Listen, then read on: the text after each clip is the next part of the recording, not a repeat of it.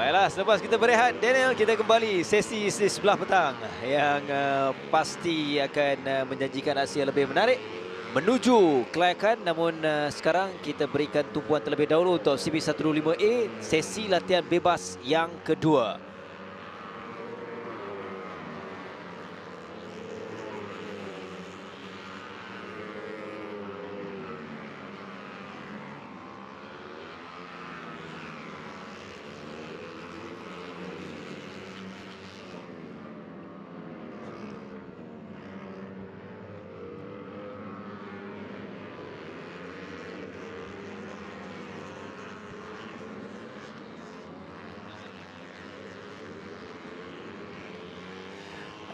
Okey, Daniel, kita teruskan, Daniel, untuk sesi yang kedua bagi sesi latihan bebas CP125A.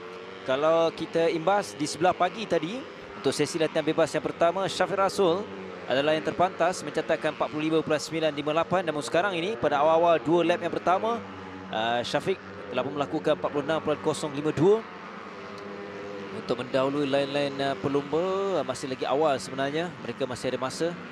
Kelibat Adib Rosli juga, kita mengharapkan Adib akan comeback, memberikan aksi terbaik, memberikan tentangan terutamanya kepada lain-lain pelumba dalam pusingan yang ke-8. Lihat Adib. A lot of sliding action there from Adib Rosli's bike. Once again, Adib is a very well experienced rider. You know what he's capable of, and he is really in control of his bike. He rarely makes any mistakes.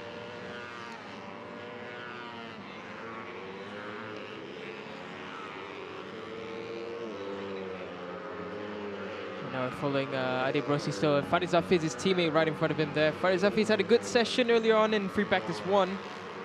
He's having a decent routing right now as well. He's in 4th.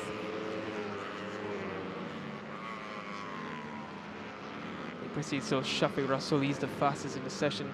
Syafiq Rasul, once again, with that consistency, just been really unbelievably spectacular. You know, as we came to the second half of the season, it's amazing how he clawed back that gap between himself and his teammate Hafiz Arofa, and for him to be non-stop fighting at the top and really just beating Hafiza to it, it's amazing. That's not to say Hafiza hasn't put in a fight, because Hafiza has been just as strong, but Syafiq had that extra edge so far in the past few rounds.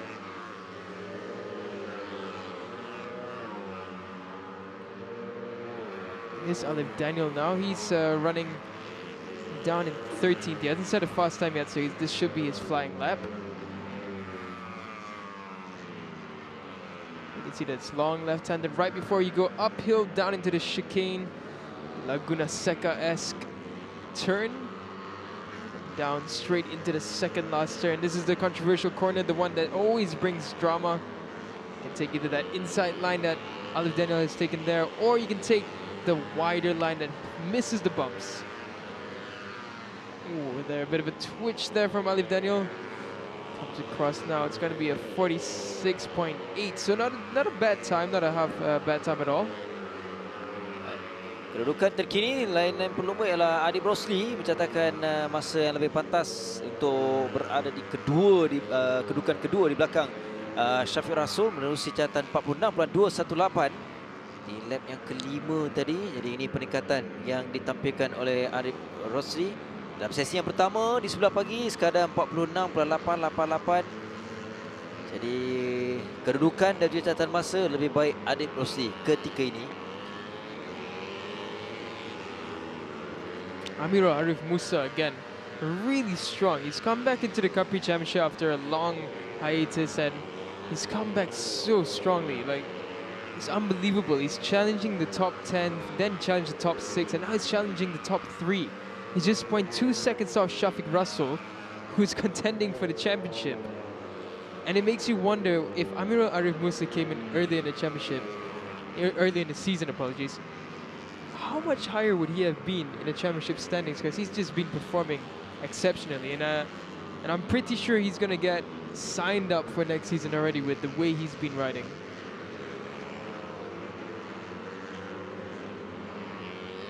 Here now we follow Syafiq Rasul, still first and fastest in the session with a 46.052, and already in that lap on his first out lap, 45.653.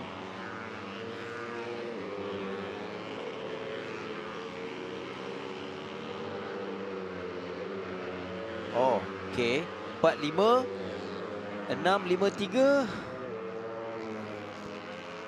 Wow, yeah, that's hold on, that might be the lap record. We're just gonna check really quick just to confirm that information. Kalau ikutkan, itu adalah catatan masa yang terpantas dilakukan oleh Shafiq Rasul. Kedudukan yang semakin baik yang ditampilkan. Dan sememangnya itu adalah rekod baru untuk kelayakan, terutamanya buat Shafiq Rasul dengan 45.653 sebelum ni 45.958. Ini adalah amaran awal dari Shafiq Rasul menuju perlombaan, menuju kelayakan nanti. Dia mahu mendapatkan kejuaraan, kemenangan di pusingan ke-8 untuk mengukuhkan lagi kedudukannya, mendahului. Walaupun disedar tentangan itu akan datang daripada rakan sepasukannya Hafizul Rofa. Yeah, Shafiq Rasul there just now, you can see he was just adjusting the distance of his brake lever. As the brakes get heated, your brake lever comes closer and closer to the throttle. So that's why some riders will tend to adjust the distance just to make sure that they have enough space between their fingers to brake hard. So this will be another flying lap from Shafiq Rasul coming up. Alif Daniel came across at 46.2, so not a half bad time. He's running in 4th for now. Irfan Haikal, he's up into 2nd with a 46.076. And it looks like Shafiq Rasul is still adjusting his brake there, so I'm not sure if there's going to be a fast lap coming in from him because he's spending so much time adjusting it. It's not able to push on forward. But for now, we follow Alif Daniel, who's running in a really decent pace. Taking that tight line. Whoa, there you got a big moment there at 2nd to last corner. He comes into the last turn. Number 32. Cleanly through there. So he's taking the much tighter lines. He goes over the bumps, but if the suspension can take it all, it's more than fine. And he's done a 46.7 on that lap. Shafiq Rasul again, because he was adjusting his brakes, 49.1, so 2 laps just gone like that just for him.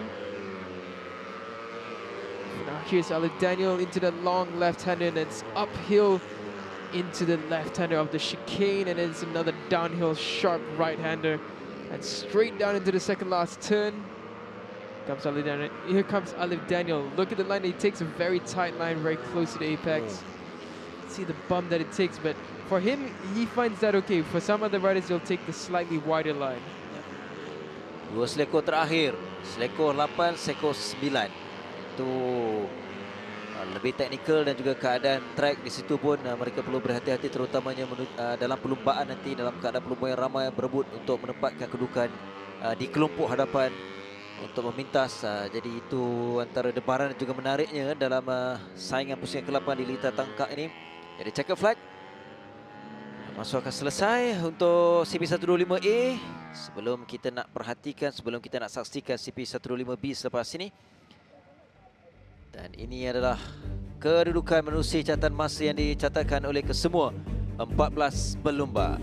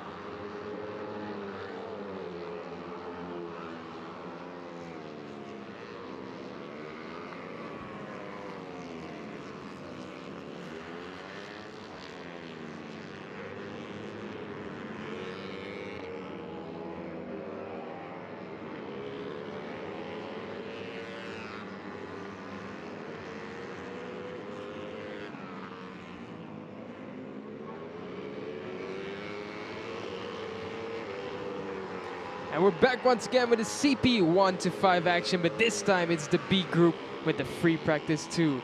And of course we have the other championship contender. It is Hafiza Rofa in this group. But we do have some interesting names. You have Shafiq Rosli, Muhammad Nur Hakim, who had a good session. It'll feature as well with a good session. Daniel Johan, he's made his way up from the WIRA into the CP 1 to 5 category. Did a decent performance so far in the season. Just unable to capitalize like how he did in Sepang, where he nearly ended on the podium. Sebentar tadi dalam kumpulan A untuk sesi latihan bebas yang kedua, Shafiq Rasul telah pun memperbaiki catatan masa terpantas di sini dengan 45.653 saat. Jadi kita akan perhatikan kumpulan B ini pula, selain Hafizah Rofa, kalau dalam sesi yang pertama tadi dilakukan 46.278. Jadi kita mengharapkan akan ada lagi peningkatan sebagaimana Nur Hakim, Haziq Amdan, Shafiq Rosli. Shafiq Rosli tadi sesi yang pertama dengan 46.607 berada di kedudukan yang keempat. Haziq tempat yang kelima, namun permulaan ini dari Nur Hakim. Nur Hakim dengan catatan dua lap yang pertama ialah 46.376. Permulaan yang lebih baik, lebih bertenaga ditampilkan oleh Nur Hakim. Tapi seketika kita perhatikan Hafizah Rofa sudah pun memberikan catatan masa 46.376 untuk dua lap yang pertama, diikuti dengan Nur Hakim, Shafiq Rosli 46.677. Sebelah pagi tadi sesi yang pertama 46.607 yang dilakukan oleh Shafiq Rosli. Dan inilah kelibat aksi dari Hafizah Rofa. Lekoh yang terakhir untuk melengkapkan pusingan yang ketiga dengan 46.238. Catatan yang dilakukan oleh Hafizah Rofa semakin laju, semakin baik catatan dilakukan. Sure, Hafiza is slowly getting the hang of things. He's starting to get the feeling back, and you can see whenever he starts climbing ever so slightly, starts shaving those tenths of the timing, you know that Hafiza is already planning for the race. You know that Hafiza, he can start mid-pack in the grid, no issue. He'll wait until the last lap. He's done it so many times in Tangkak before, and I predict that's how it's exactly going to go down. He's going to wait until the right moment to take advantage, dive on inside somewhere, and then he'll just start pulling away and trying to hold on to that last turn for the victory. Because we know that Hafiza as well, all he needs to do is really try and just keep finishing above his teammate. As long as he's above Shafiq, he can still win the overall. Yep. But it is a tough ask because we know Shafiq has been strong. We saw him just break the lap record just now. Yep. So it's going to be a tough ask for Hafiza. Of course, for the team, they'll just be hoping that both riders happy because it's both the same teammates. The team is happy either way, so it's just a matter of who wants it more right now. 46-1 on the last lap for Hafiza. He comes around now. What's it going to be as he comes across? 46.5, perhaps a bit of a slowdown there was for him. Bukan yang kedua iaitu Muhammad Aidil Fitri yang sudah punai meninggalkan catatan masa Nur Hakim. Aidil Fitri melakukan 46.436 dan dia baru saja melintasi melengkapkan satu lagi lap yang kelima. Ada penurunan 48519 tapi terbaiknya sekali lagi 46.436 dan masih kekal di belakang Hafizah Rofa. Nur Hakim kedudukan ketiga, Syafiq Rosli turun kedudukan yang keempat dengan 46677 di lap yang kedua. Selepas itu kita lihat Syafiq sukar untuk mendapatkan catatan masa lebih baik dan yang terakhir tadi di lap yang kelima 49 plus 980.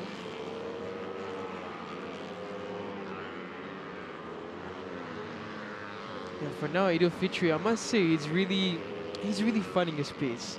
You know, it's not easy having not ridden a Cub Prix bike for so many years. He's been on tank bikes for the past 4 or 5 years, if my memory serves me right. And he's come back in, and within the entire season, he's improved steadily. And now he's really up there. He's up there where we expect him to be because he is an experienced rider. He is a talented, fast rider. So to see him up there again, it's really great to see. And another rider who's also made good strides is Muhammad Nur Hakim Nur Hafizullah. He's always been fast, but this time round he's just a bit more. He's got that extra spice on him. Even Shafiq Rossi is struggling to try and beat that rhythm, and we know Shafiq Rossi is very strong in the CP125. Yep. Haziq Hamdan, however, he's not having the dream session that he had earlier on, so perhaps a bit of setup needs to be done for him.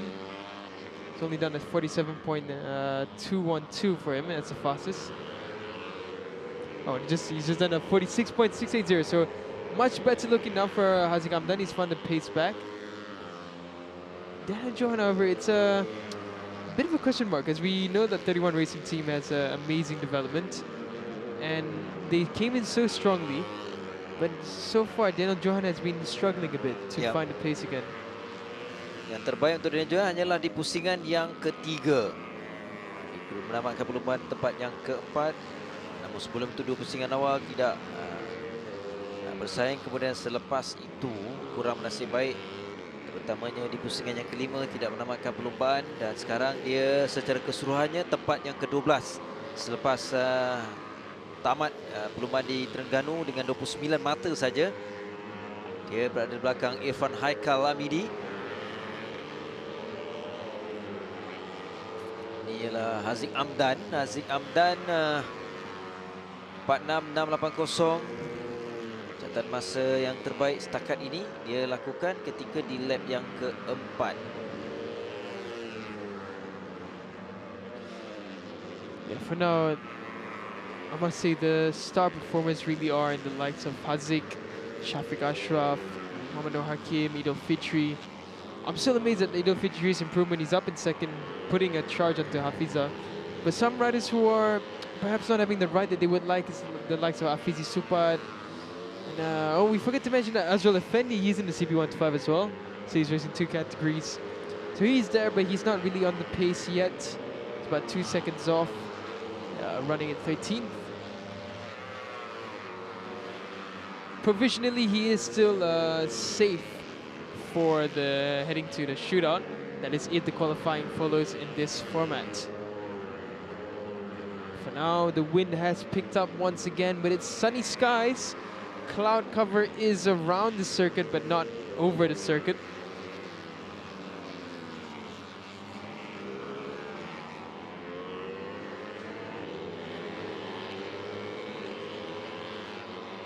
For now, Haziq Hamdan, behind him is Shafiq Rosli. And Haziq he's come across, he improves a 46.515. Shafiq Rosli as well, a 46.329. These two riders are going to be dicing it out.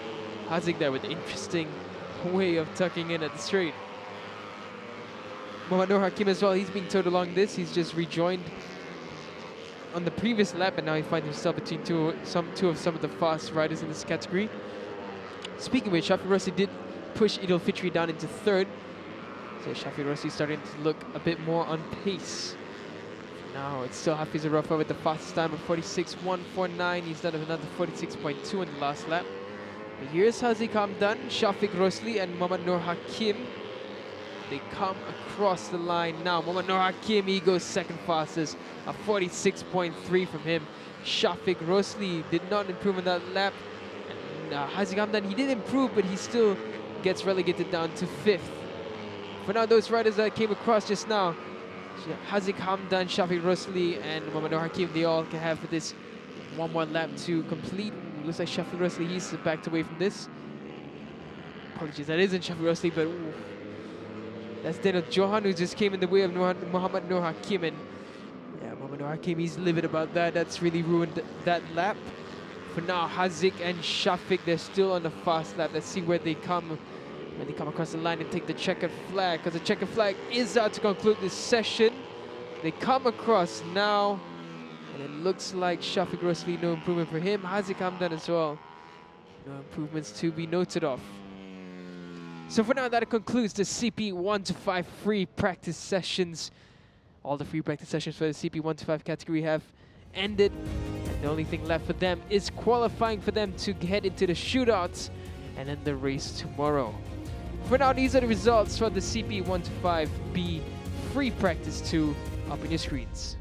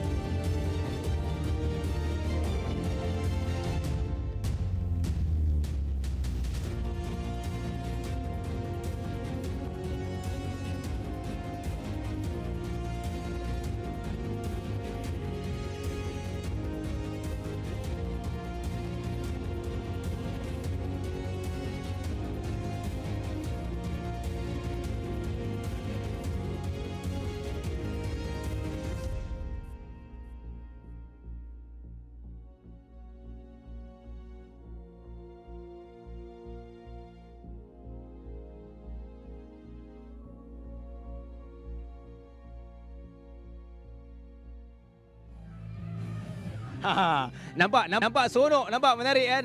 Kalau nak rasa pengalaman ni semua percuma. Ada di sekitar Litar Tangkak, sempena kemeriahan pusingan yang ke-8.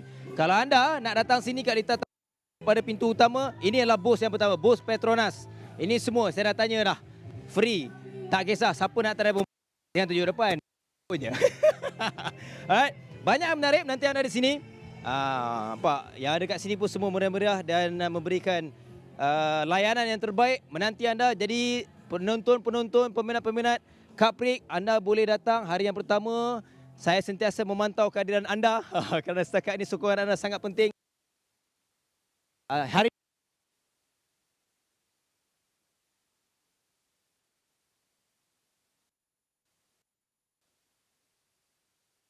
iaitu motor pelumba nampak tu. Nampak motor nombor 50. Kalau CP150 LC, sebab semua motor lah ada kat sini. Mereka kalau nak tahu lebih tepat apa info mengenai jentera ataupun motosikal setiap model ini, anda dapatkan YAMAHA. Banyak selesai Honda pula. Honda di juga model motosikal yang ada dekat sini. Selain motosikal anda boleh tengok, kemudian ada aktiviti-aktiviti sampingan. Sebagaimana sekarang ini adik-adik mudah untuk mak ayah, ibu bapa yang minat untuk menyaksikan Cub Prix boleh bawa anak-anak untuk datang kat sini boleh. Ada berbagai game ataupun sampingan yang boleh anda bersama-sama dengan anak lah. Kat sini nampak. Kakak kat sini pun sporting tau. Ini booth Honda. Banyak motosikal nampak. Motosikal pun ni saya nak tengok sekejap lah. Saya nak tengok motosikal sebenarnya R0. Ini tak saya adalah motosikal yang akan mendapat cabutan bertuah di sini. Macam mana dapat nanti saya kongsi kat ujung sana nanti. Tapi ini booth tengok. Yang menonton live boleh tengok sekarang dan boleh datang ke Litar Tangkak. Kalau nak try, nak tahu pelbagai informasi mengenai motor-motor Honda. Kita nak bergerak seterusnya ke booth yang berikutnya. Dah tengok motosikal, pelbagai model, pelbagai jenama. Jangan lupa singgah di booth tayar, iaitu di booth Maxxis. Kat sini macam biasa sebelum-sebelum ni kalau anda saksikan live Cub Prix, booth Maxxis ni sentiasa setia bersama dengan anda. Sebagaimana kat sini, banyak jenis tayar, banyak jenis bunga, banyak jenis motosikal. Semua ada lah. Kalau saya bagi tahu nak share semua detail, tak boleh kalau tak nak datang. Jadi kita nak minta anda datang, boleh tengok lebih dekat. Semua model tayar, semua ada.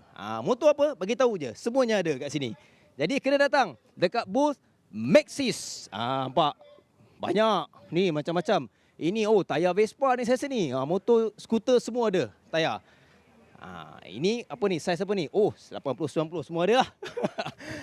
Ini yang saya kata tadi. Macam mana nak menang hadiah bertuah hadiah yang paling terbaik. Ini bos, semua ada. Merchandise Cub Prix. Dan juga yang paling penting, macam mana nak dapat hadiah motosikal Honda kat sini. Ni cara dia. Main dekat sikit. Kena beli happy bag murah, RM60. Datang, masuk, nak tengok race free. Bermodalkan RM60. Silat-silat balik, boleh balik motor. Itu yang penting. Esok, macam mana nak tahu siapa menang, siapa bertuah? Esok last dia selepas perlombaan terakhir, akan ada sesi cabutan bertuah. Banyak lagi, bukan hanya motosikal. Ada lagi, semualah hadiah macam-macam. Kalau nak tahu, nak menang, kena datang. Kena tengok secara dekat perlombaan pusingan yang ke-8. Kerana pusingan ke-8 ni sangat-sangat penting.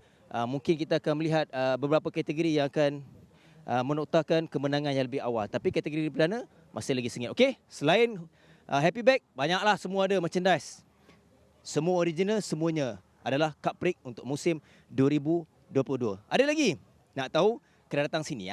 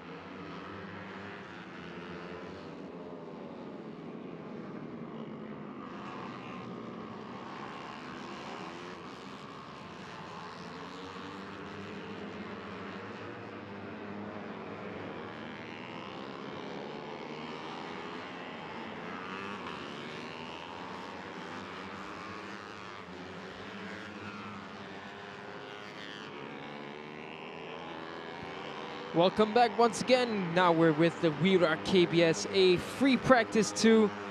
Earlier on, we saw the dominant force of Shamil Amshar back at his flying best once again. Farid Hakimi is keeping up with his recent performance. He's strong in second place, just 0.5 seconds behind Shamil Amshar, but Shamil was just on a whole different gear for the round 8 so far. But then again, free practice 2 can be very different from free practice 1. So can qualifying and so can the race. For now, we follow Farid Hakimi and Aish is Hafi. Just 8 minutes remaining in this 10-minute free practice 2 session. And the names that we have here, one of the ones that is a real star surprise. It's a name that we've come familiar with. It is none other than the likes of Arash Tsunami. And Arash Tsunami in free practice 1 earlier this morning was absolutely spectacular. A 47.6 for him, third in the WIRA KBS A group. To be a debutant and straight away in the top 3 is absolutely amazing. And it's, as we always say, Arash Tsunami, he is one of those that we can see that may just well become a generational talent. And even in the last free practice as well this morning, he did the most laps, 11 laps that he did. Absolutely spectacular ride from the young rider, and he is still as well fighting for his championship title in the AEON Credit Service Yamaha NVX Challenge. For now, there goes Arash Tsunami up into second, 47.713. Nearly matching his best time earlier in free practice 1. Danish Ayman Zamro as well, he's looking a bit better now. He's up into third at 47.8. In free practice 1, he only managed to set a 48.0. But I will say 31 Racing Team's future for next year is starting to look really, really good in the hands of Arash Tsunami. Most of the riders, if I'm not mistaken, this will be the last season. I know for Shamil Amshar, for Danish Ayman as well. And I think even Adam Haikal, I'm not sure, but I know Danish Ayman and the likes of Shamil Amshar, they will not be able to compete in WIRA anymore due to the age factors. It is their last season in WIRA KBS. So next is going to be Arash Tsunami. Menarik sebab peluang muda ini yang ditampilkan oleh Arash. Dia kelebihan ni kita ialah mungkin tidak meletakkan tekanan dia dan cepat adapt dalam keadaan baru. Itu kelebihan Arash. He is, it's exactly as you said, he's so quick to adapt. He is unbelievably smooth, yet he looks aggressive. I mean, we saw earlier when he was riding the MVX bike. Yep. I've never seen anyone ride that MVX in that fashion. He acted as if he was just riding a bicycle. He just throw it here, throw it there. It's not easy to do that, and he's just absolutely in his zone. Seketika dengan 47.451 masa dikekal. Catatan masa terpantas oleh Farid Hakimi. Bila sebut Farid Hakimi ni, kita tadi pun kita dah terlepas, kita tak menyaksikan Farid Shafi, adik kepada Farid Hakimi. Dia tidak akan berlumba dalam pusingan ke-8 persiapan Talent Cup. Itu difahamkan oleh Farid Hakimi tadi sendiri. Jadi sebab itu kita tak melihat kelibat Farid Shafi. Jadi pusingan ke-8 tidak ada kelibat ataupun tidak akan mungkin keadaan ini untuk Farid Hakimi dalam perlumbaan nanti. Sebelum ni kita tengok dia mengharapkan juga adiknya untuk bantu dari segi ialah memberikan satu gangguan kepada Kejuaraan Racing dan juga memberikan saingan yang lebih sengit kepada dirinya juga. Jadi di sini adalah cabaran berbeza untuk Farid Hakimi untuk mendapatkan kedudukan dan keputusan yang terbaik dalam pusingan yang ke-8. Yeah, it's going to be a bit difficult for him now because it's always easy having your teammate help you out, especially if it's your sibling. It just helps you to fend off anyone that's trying to take advantage of you, and you can just try and block your way through the entire race, especially if you're starting in first. Now it is interesting, still Arash Tsunami in second, but Farid Hakimi, he's found his way all the way up into the likes of first. But what's interesting to me is Shamil Amshar has not come out yet. Oh, yep. So I'm very curious to know why that is. Seperti you kebiasaan think dia it's a no? macam hujan Yeah, I thought that was rain for a second. You saw that too as well, right? Oh, yep. Tadi dalam selekor awal tadi Is it perhaps on that side of the circuit? Oh, Tsunami has just set the fastest lap time of this session. What a lap from Tsunami. A 47.439.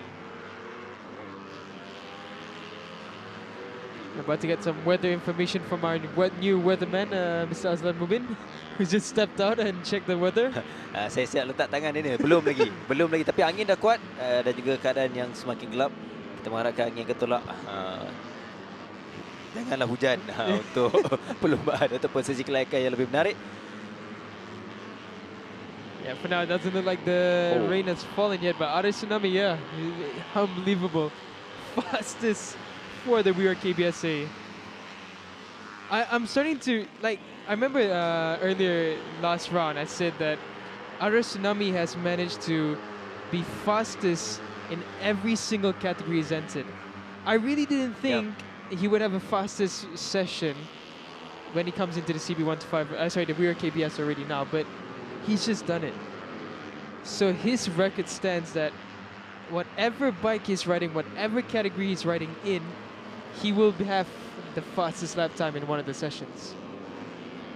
Absolutely remarkable this kid is. Itulah Tsunami.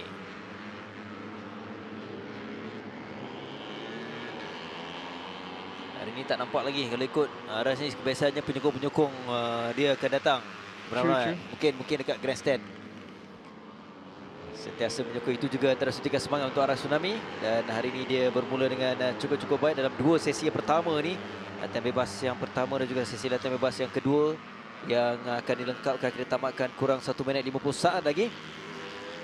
Farid Hakimi kembali semula dengan catatan masa untuk mendahului lainan pelumba dengan 47.341 pula, 0.095 membezakan Farid Hakimi dan juga Adib Haris di kedudukan yang kedua. Ini masing-masing baru saja memperbaiki ataupun catatan masa yang lebih pantas. Arash turun ke tempat yang ketiga berdasarkan kedudukan yang ketiga. Itu ialah Adib Haris. Adib Haris. Sayang Adib Haris. Jentera nombor 14 ini.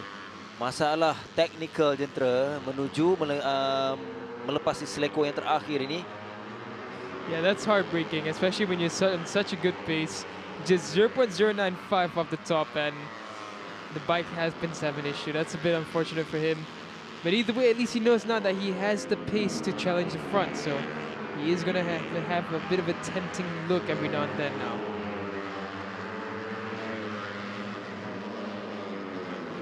For now, here's Farid Hakimi. Whoa, sandwiched there into the second to last turn. Farid Hakimi, he's looking really, really strong now. He's looking in his strides. He's not setting really a foot wrong at all. Now here's Farid Hakimi at 47.9, even though that led to a bit of error.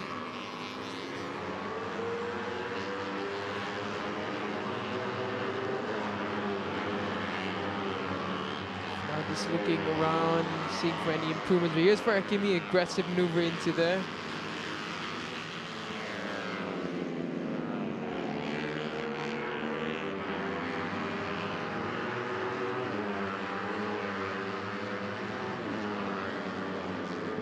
Still feeling Farid Hakimi. Look at it, you see, that's the difference that I was mentioning. The line into the second to last turn.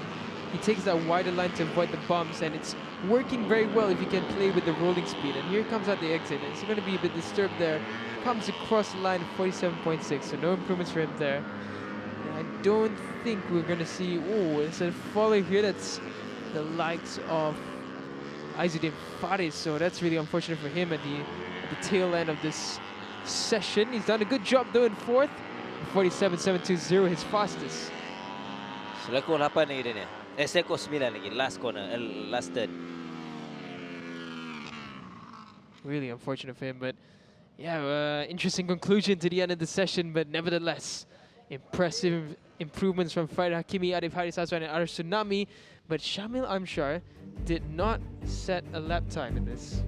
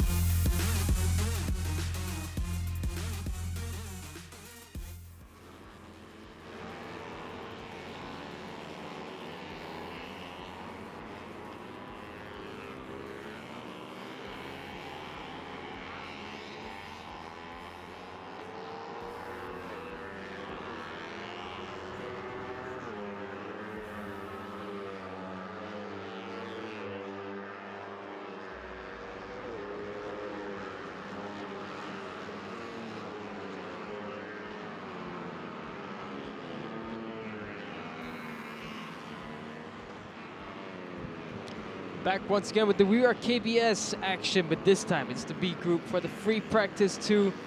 We saw an exciting free practice 1, free practice 2 for the A group just now with our Tsunami momentarily being the fastest, but then going down into third by Farid Hakimi, fastest out of that session. Now the question is, we have the likes of Adam Haikal Jahar, Amirul Haziq, Farid Shikmal. These are all names that can take the front, and we expect them to take the front. Adam Haikal dalam sesi yang pertama tadi tidaklah begitu menyerlah dengan 49.771. Mungkin belum mendapatkan setup yang terbaik dan kedudukan yang terbaik, dan inilah sesi yang cukup penting terutamanya untuk Adam Haikal, begitu juga dengan Amirul Haziq. 50.192 dalam sesi latihan bebas yang pertama di sebelah pagi tadi. Yeah, Amirul Haziq, definitely he'll be looking to find a bit more. Yesterday only 9th fastest, early this morning only 9th fastest with a 50.192. So perhaps bike issues, because he's looking a lot more himself now. 48.393, he's in 4th. His teammate Adam Haikal Jahar, well, they were both momentarily 3rd and 4th, now they're 4th and 5th. Amarikam Danish, he's made his way up to 3rd. Alif Izwan, he's in 2nd. Danny Mikael, he completes the top 6 for now. Amar Yasser, he's in 7th. Lukman Arkimwazi as well, he's looking much better. 9th place now, 49.588. Earlier this morning he did a 51.155, so everyone's starting to improve their pace.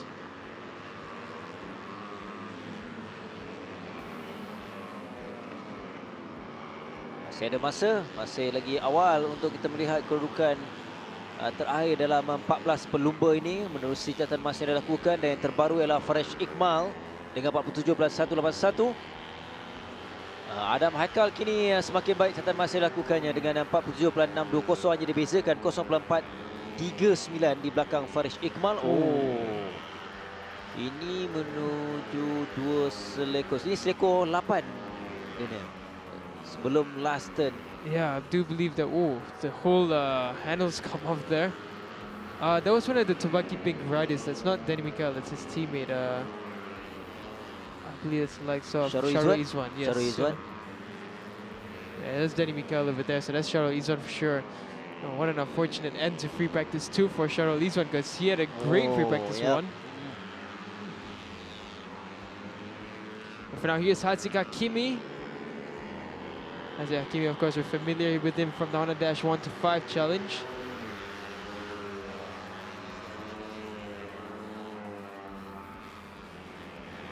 Now just 5.5 minutes remain in this WIRA KBS B free practice 2 session, and we're looking for the improvers. For now, Farid Shikmal still fastest at 47.181. Adam Haikal Jahar, he regained 2nd place at 47.449. Alif Izwan, he's in 3rd. Amarikam Danish 4th. Amirul Haziq Johan 5th. Haziq Hakimi 6th. And Danny Mikael 7th. Amar Yasser 8th. Muhammad Luqman Nur Hakim Wazi 9th. Running off top 10 is Afiq Harit Abu Bakar. So yellow flags there because the bike is still being pushed off track. So just to let the riders know to be cautious and that no overtaking is allowed in that area.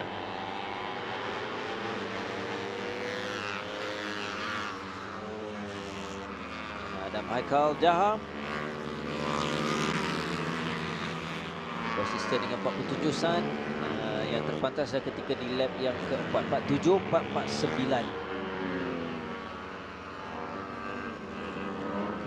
Farid Shikmal again improving at 47.007, starting to tempt himself into the sub 47s, into the 46.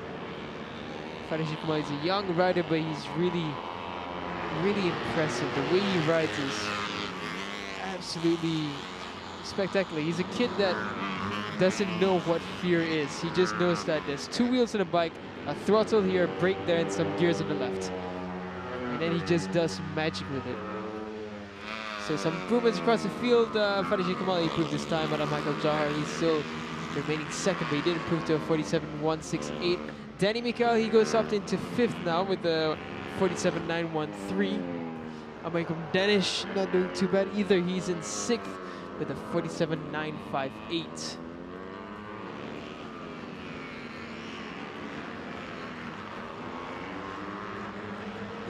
Faris Iqbal going really wide there.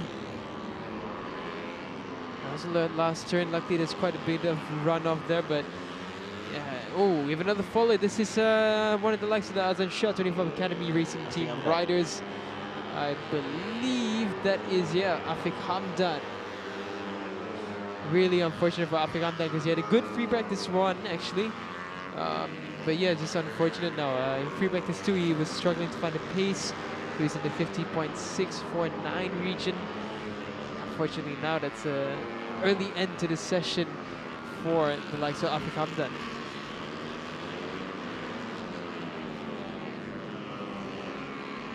Adalah kelibat Adam Haikal Jaha yang masih lagi kekal di tempat yang kedua berdasarkan catatan masa yang dilakukan di belakang Faris Iqbal, dan di lap yang terbaru dia sekadar melakukan 47.520, dan begitu juga dengan Faris Iqbal 49.636, namun dia masih kekal selaku pendahulu menerusi catatan masa terbaiknya 46.737. Bagi 2 minit lagi untuk setiap pelumba. Yeah, Faris Iqbal really pulling it out now. 46, the only rider doing a 46 in this session. And in comparison, I think just now even in the free practice 2 for the A, we didn't have a 46 I think, if I'm not mistaken. And that's a really good time for Faris Iqbal. I remember he got his podium here the last time he came to Tangkak. So he was really trying to find his way up into the front. And he's doing an exceptional job here in free practice 2. 46.737.4 seconds clear of Adam Haikal Jahar in second.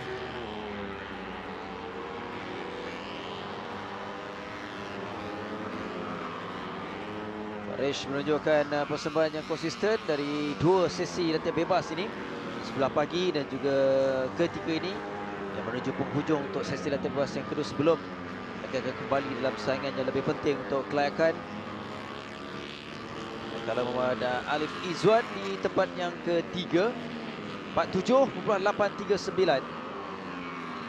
Yang terpantas dia lakukan itu adalah ketika di lap yang kedua. Sekarang menuju melengkapkan lap yang ke-10. 2 selekor terakhir, selekor yang ke-8 diikuti dengan selekor yang sangat-sangat penting dalam perlombaan nanti. Yeah, it's always the crucial talking spot, the last turn. I feel like our Malaysian circuits are just built for last turn dramas. We have it in Sepang with turn 15. We have it here in Tangkak with turn 8 and 9. And even in Terengganu, we had that last chicane. That was also another talking point. So it's a battle till the end, to the final lap, to the final corner. The race isn't over until it's over.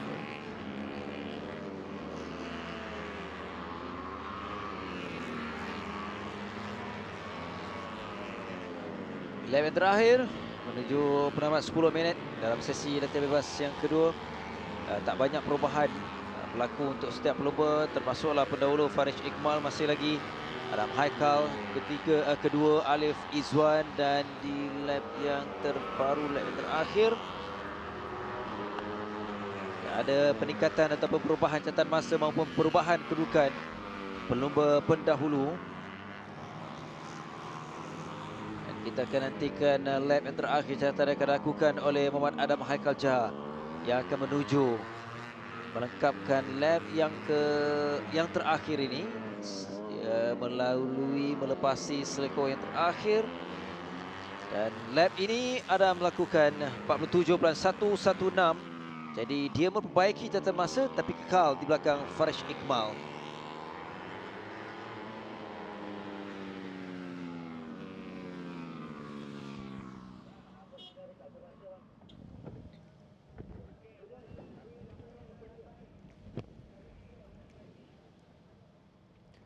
So these are the results up on your screen for the WIRA KBS B Free Practice 2 session. Faris Iqbal, the fastest rider in this group. Adam Haikal Jahar doing a good job bouncing back after a win in Terengganu. He's finishing second. Third is Alif Izzuan. Fourth is Amaikam Danish. And fifth in the top 5 is Haziq Hakimi. We'll be right back after this for more action, and even qualifying is coming up ahead. Stay tuned.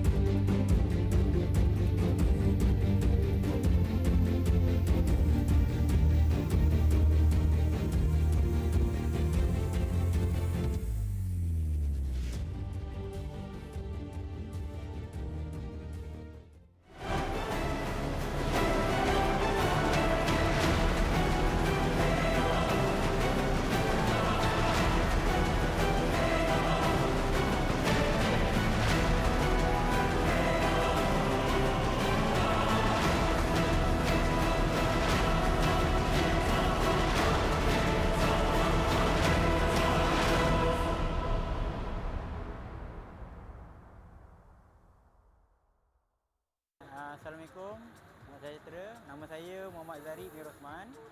Saya berasal daripada Meru, Kelang, Selangor. Okay, umur saya 28 tahun dan saya berlumba untuk kategori Pro Am Cup. Saya start berlumba yang betul-betul heavy dalam Cub Prix baru 2021. So dalam 2 tahun lah masuk tahun ni. Lumba dalam kategori Pro Am ni cabaran tinggi dan lumba makin lama makin improve lah.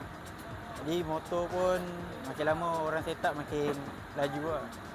Okey, macam cara saya untuk setting motor terbaik setiap race, saya selalunya akan pergi buat training dulu lah sebelum race di Litar tersebut lah.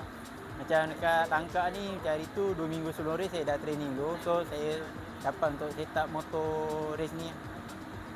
Untuk Petronas banyak membantu dari segi macam kita race kalau luar kita kena isi minyak sendiri apa semua kan. Lepas tu macam sini race Cub Prix kategori ni Petronas sponsor minyak daripada awal sampai habis. Lepas tu macam Petronas juga ada mengajar sikit lah untuk kita punya pendaftaran. Jadi untuk Pro Am Cup pendaftaran kita murah sikit lah daripada kategori-kategori lain. Okay, dalam tahun ni memang kedua orang tua saya lah yang banyak support. Kita ada kawan-kawan dan juga ada penaja-penaja lain lah yang membantu saya untuk race ni. Planning tu ada untuk tahun depan, tapi insyaAllah kalau macam ada rezeki, ada seorang penaja ni yang offer, kalau tak ada pun masalah, tahun depan insyaAllah jalan kat CP125 lah. Okay, target untuk tahun ni saya nak habiskan dalam overall dalam top 10 saja. Sebab awal-awal perlumbaan ada jentera ada sikit masalah. Jadi saya try je lah buat yang terbaik untuk habiskan tahun ni.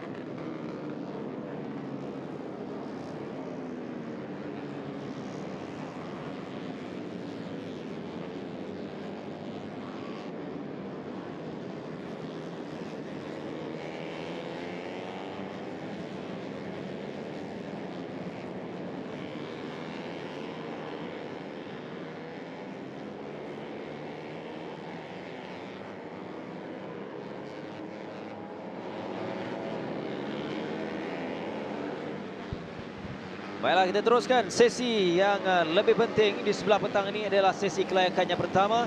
Ia terarah kepada kategori PETRONAS SPRINTA Pro Cup yang membabitkan 22 pelumba. Kesempatan ini juga saya ucapkan terima kasih kepada semua penonton yang hadir untuk menyaksikan perlombaan di Litar Tangkak Pusingan yang ke-8. Walaupun hari ini adalah hari yang pertama, hanyalah hari membabitkan sesi latihan bebas dan juga kelayakan di sebelah petang ini. Dan semakin ramai, terima kasih sekali lagi. Dan kepada anda yang menonton di Facebook, masih lagi ada peluang untuk anda untuk datang, masih ada masa. Menuju petang ini dan juga esok adalah hari yang cukup penting. Jadi datang beramai-ramai untuk menyaksikan lebih dekat debaran perlombaan aksi terbaik dari pelumba-pelumba Malaysian Cub Prix Pusingan yang ke-8. Sekarang ini berbaki kurang 8 minit adalah sesi kelayakan. Kita sempat melihat jentera 98 iaitu antara pelumba yang perlu kita berikan perhatian, Zulhelmi Yazid. Di sesi latihan bebas pada pagi tadi, Zulhelmi dalam kedudukan 5 pelumba.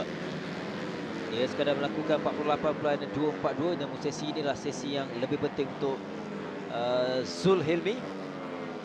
Kerana mungkin yang terlepas, kita nak kongsikan sekali kedudukan Zulhelmi. Selepas 7 pusingan, dia mengungguli dengan 136 mata. Tapi diberikan tentangan sengit oleh Azrul Effendi. Dan pasti itu akan berlaku dalam perlombaan pusingan ke-8. Inilah Zulhelmi. 2 kemenangan berturut-turut. Jadi juara pusingan yang ke-6 dan juga pusingan yang ke-7. Tapi sebelum itu 3-4. Menjadikan 4 kemenangan dari 7 perlombaan.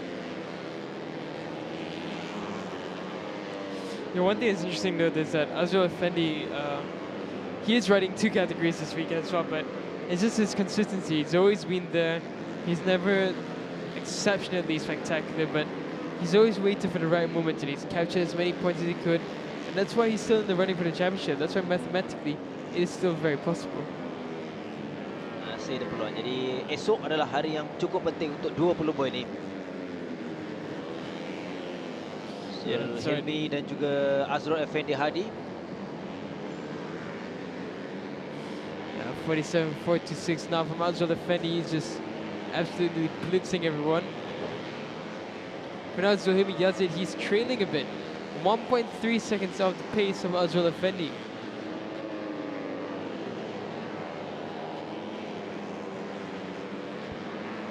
Now still looking at the back straight here. Azrul Effendi still the fastest rider in the session. Shafiq Ashraf second, Shafiq Ayman third. Zulhelmi Yazid, the championship contender and leader, he's all the way down to 5th. Alright, Zulhelmi. I think, yeah, so I was gonna say, it looks like it was Zulhelmi, but I'm not sure. Apologies, I mean Azrul Effendi. Yep. I'm not too sure. Couldn't tell the helmet really. Because you know that Azrul Effendi has somewhat of a teammate using the same looking bike, so it's hard to tell the difference. Ahmad Hafizi improves. Is that Rafiq? Oh. Is it Rafiq is here?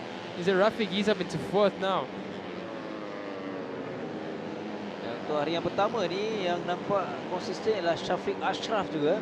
Syafiq Ashraf dalam sesi yang pertama dia melakukan 47.763 untuk mendahului lap pelumba, dan sekarang ini pun dalam 4 lap yang pertama Syafiq Ashraf masih konsisten dia berada di kedudukan 2 terbaik dengan 48.193, walaupun catatan itu bukanlah catatan yang terbaik lakukan oleh Syafiq.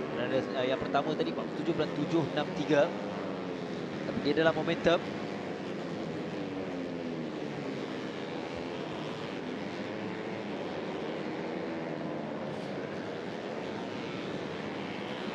Now we're following Syafiq Ashraf. He's running in second, a really good lap so far, 48.101. But Azrael Effendi, 47.426. He's just improving every step that he takes. And now it's 0.6 seconds clear of Syafiq Ashraf in second. 0.8 seconds of Aiman Hafiz in third. Helmi ditolak untuk berada kedudukan yang ke-6 berdasarkan catatan emas yang dilakukan 48.454. Dan inilah Aiman Hafiz di belakang Syafiq Ashraf berdasarkan catatan masa 48.312 dalam lap yang kelima tadi, dan sekarang dia baru mencatatkan 48.155.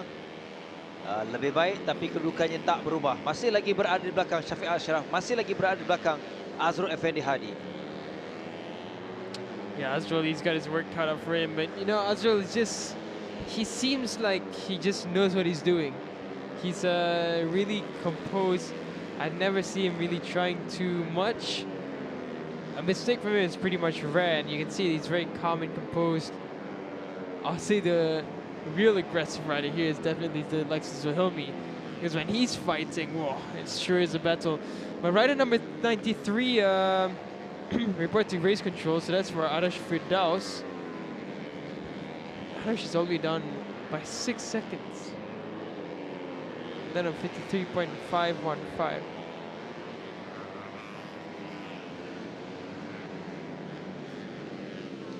Ooh, it's a big crash here at the second last turn. Can't tell who these were. Saya rasa Zikri Iskandar. Mungkin Zikri Iskandar. Ini perlu lebih berhati-hati untuk setiap pelumba, kerana sesi yang berikutnya, sesi yang kedua ni kita dapat lihat banyak kategori yang telah pun membabitkan beberapa pelumba terjatuh, terutamanya selekor 7, selekor 8 dan juga 9. Dua selekor terakhir. That's right. For now, we're looking down the line. We see the likes of Zarek Rosman there. Rider number 58 as well. That's the likes of Shafiq Ayman. He's doing a stellar job in second right now. Yep. So Shafiq Ayman, he's running with the timings of 48.859 on this last lap. 47.9 was what he did as his fastest lap. Azrul Effendi, he's not done anything more than the first 3 laps. Yep. He's done his fastest lap times of 47.4. And I don't know whether that's tactical, whether he's just like, remember where we said we thought Zuhilmi is just saving the bike? Yep. Maybe Azrul is doing the same thing. Could be. Ya, dia hanya dalam momentum untuk mendapatkan kedudukan dalam tidak terlalu jauh, tidak terlalu ke belakang untuk bermula dalam kelompok hadapan dalam perlombaan itu esok. Maksudnya sekarang inilah keadaan Zuhilmi ini suka untuk kita jangkakan. Kita akan melihat dalam perlombaan esok. Dan saya masih ingat Daniel bila dua pusingan yang ke-6, pusingan 7, bila saya bertanya, ialah off recordnya, tetap dia akan sedikit memberikan hint mengenai jentera. Dia juga sempat mendapatkan info itu melalui Suhelmi kan. Oh. So apologies, this is Muhammad Nur Taufik.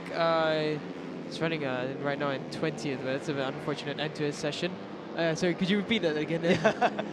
Yalah, input itu sebagaimana Daniel pun Zuhilmi juga kongsi kepada Daniel bahawa keadaan jenteranya tu setiap pusingan maksudnya semakin ada kekurangan. Itu bukan kita bocorkan, tapi itu keadaan yang dia perlu lagi. Tapi pengalamannya dia bijak untuk mengawal, masih lagi dalam kedudukan terbaik. We can see that because I remember he told me that personally, but you know, yeah, we're not really breaking secrets. It's just more of it is what it is. You know, like he understood that his bike has that weakness. So if this is his plan, which is just, you know, take it easy, you know you can win the race. So just take it step by step, save it for the heat and the race, because they technically have to do 2 races. The heat is almost like a race because you're starting on the grid, you're fighting with everyone, but it doesn't count to points. And we know Zulhami, he's a strong starter, so as long as he's in the front 2 rows, he'll be able to shoot up to the front and keep the fight up with Azrul Effendi. You can see, if we're talking about mind games and tactical playing, Azrul Effendi. 3 laps, fast laps, back in. Cukup. Dan checker flag untuk Prom Cup dalam kelayakan. Belum rasminya kita perhatikan catatan masa adalah masih kekal Azrul Effendi, di mana kedudukan Zulhilmi adalah di tempat yang kelima, konsisten secara keseluruhannya dalam sesi kelayakan. Dalam kedudukan hanya kelompok 5 dan juga 6 kalau kita imbas Zulhilmi dalam sesi kelayakan atau sesi latihan bebas yang pertama tadi pun juga dalam kedudukan yang kelima.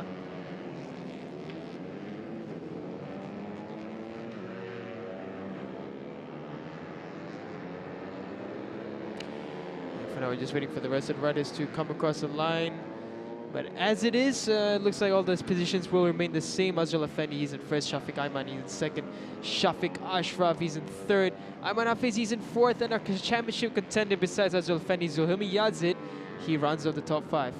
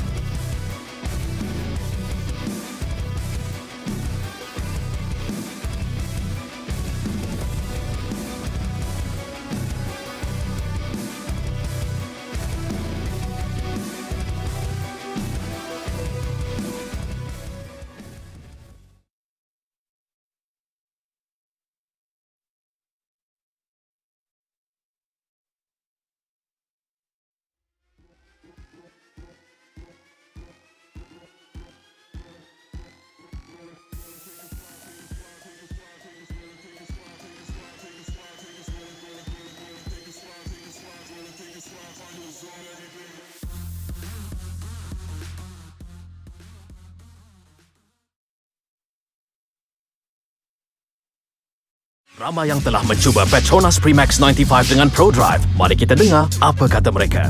Bila tekan sikit, dia akan pergi jauh. Kereta memang berdesup je. Dia ringan, dijimat. Saya setuju. PETRONAS Max 95 Dengan ProDrive Adalah yang terbaik. Yes, memangnya lancar, responsif dan efisien. Ianya petrol pilihan kami. Kini dengan piawaian Euro 4M.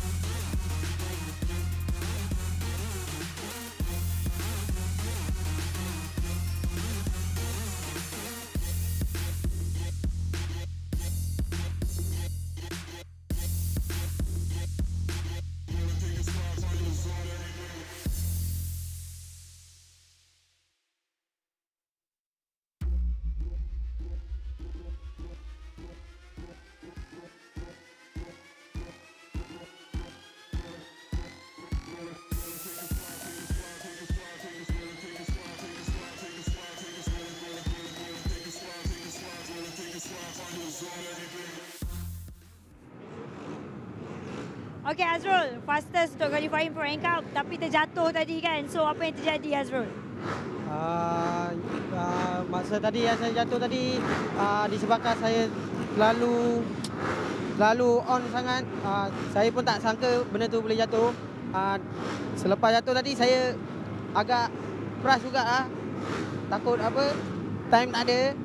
Rupanya faster lap. Tapi saingan dalam kelab Pro and Cup ni semakin mencabar, semakin hebat kan. So agak macam mana untuk perlumbaan esok dan saringan? Saringan saya rasa saringan memang sengit sebab ada pelumba-pelumba yang lain pun kira ada fight-fight juga. Saya harap saya maintain dekat hadapan dan jangan jatuh tu je lah. Okey Azrul, terima kasih, all the best dan kita akan saksikan CP150A qualifying pula. Saksikan.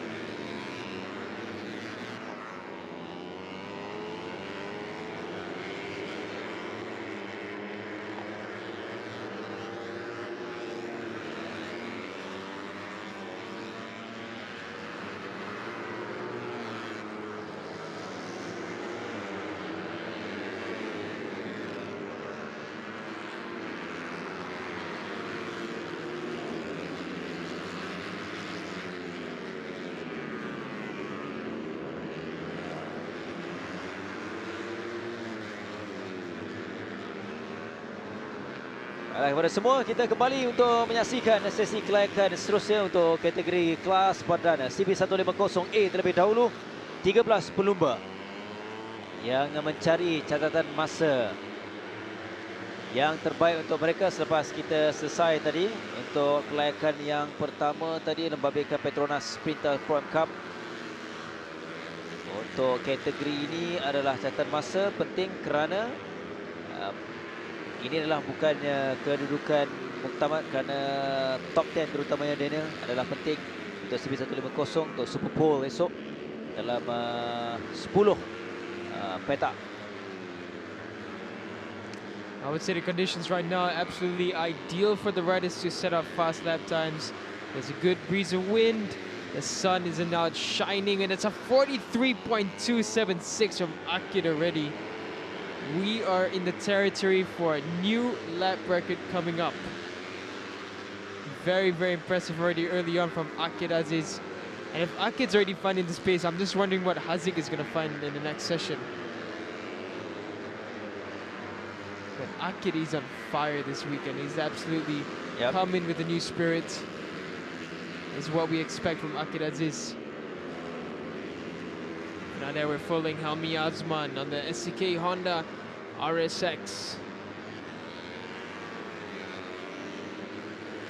Comes to the second to last turn and into the last turn now. Helmi on his last lap did a 44.092. Let's see what he does as he comes across the line. It's not going to be near 43 low, but it's a 43.9. It's a decent lap time from the likes of Helmi Azman. Kasma Daniels just done a 43.4 in his previous lap. He just crossed the line with a 43.6. 43.5 from Afif, 43.7 from Azrai, Ashraf Daniel 43.8. He's a Zaidi 43.8. The times are very, very close to each other. Kita akan nantikan untuk lap yang terbaru dari Kasma Daniel antara pencabar. Kedudukan yang ketika breaking untuk mengambil selekoh yang ke-8 tadi dengan kedudukan 43.480, namun Akid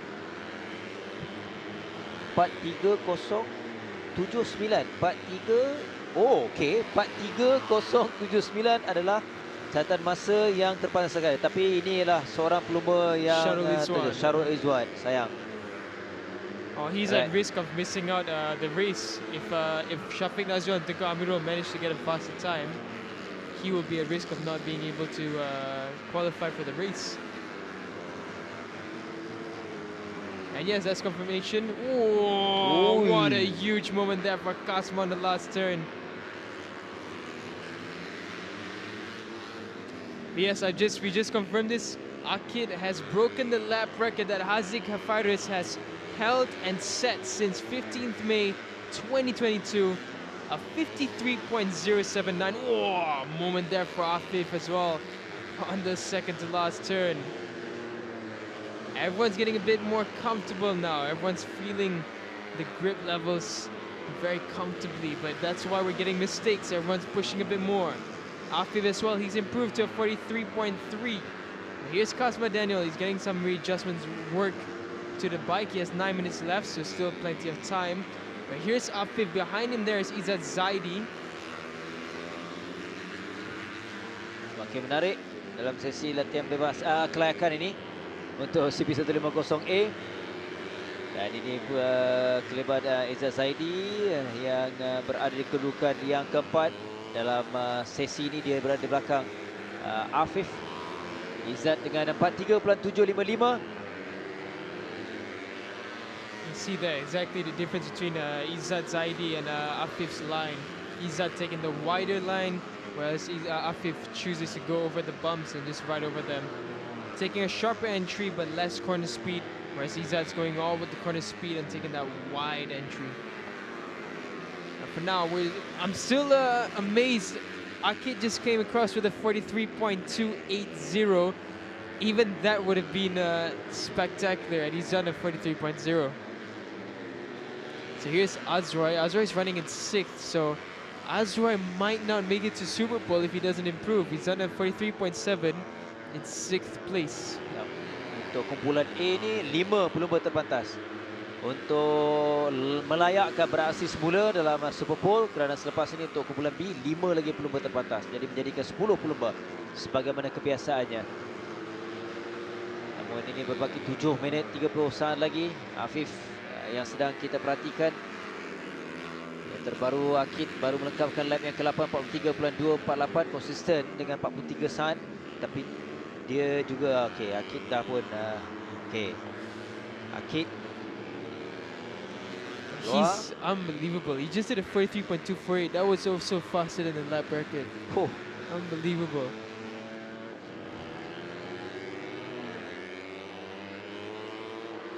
jadi mungkinkah minggu ini minggu yang akan ada kejutan lagi, Daniel? Itu yang bakal berlaku dan bakal kita nantikan untuk perlumbaan keesokannya. Dari setiap sesi pasti akan ada cerita, pasti akan ada persembahan yang menarik yang ditampilkan oleh pelumba-pelumba. Walaupun kita melihat secara keseluruhannya kedudukan Akid di kedudukannya ke-7 dengan 55 mata. Kalau ikutkan ialah untuk perebutan kedudukan ke-10 memang jauh, tapi yang menariknya ialah mereka terus bersaing, terus memberikan persembahan terbaik. Itu yang kita harapkan dalam perlumbaan yang ke-8 nanti untuk esok. Pusingan yang ke-8 ini.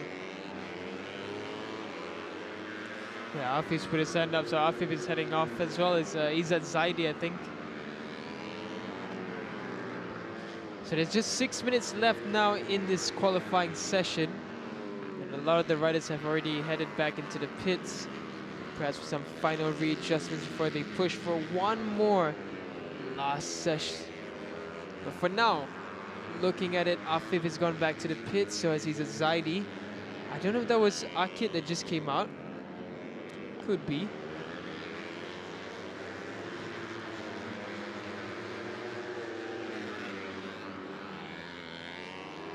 I think even Kasma also, he hasn't come out yet for a second stint. Oh, he has come out for a second stint, so Kasma is out on the track now. He's going to try and push on for a faster lap time.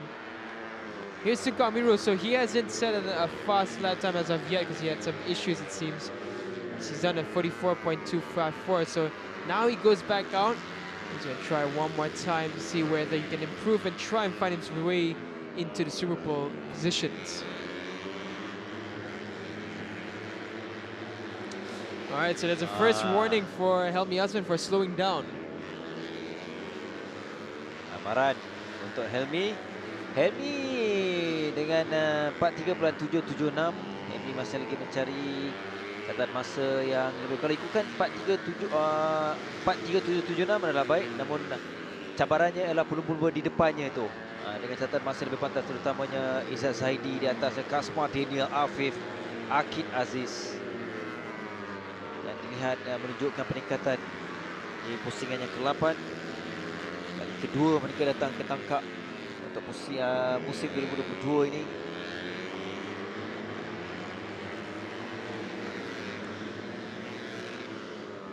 For now, Helmi Azman, he's going to be nursing this warning. He has to make sure he doesn't do anything else that grants him another warning.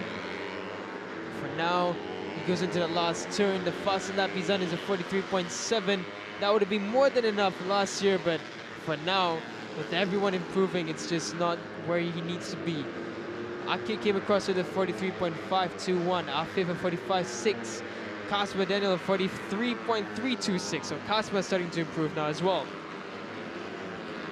Azroy masih dalam kedudukan yang ke-6, 43.786.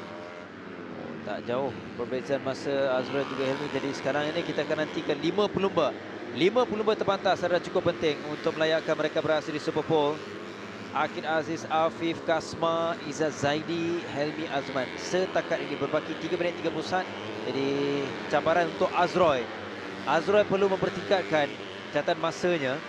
Dari lap ke lap dia masih ada masa 3 minit 15 saat lagi.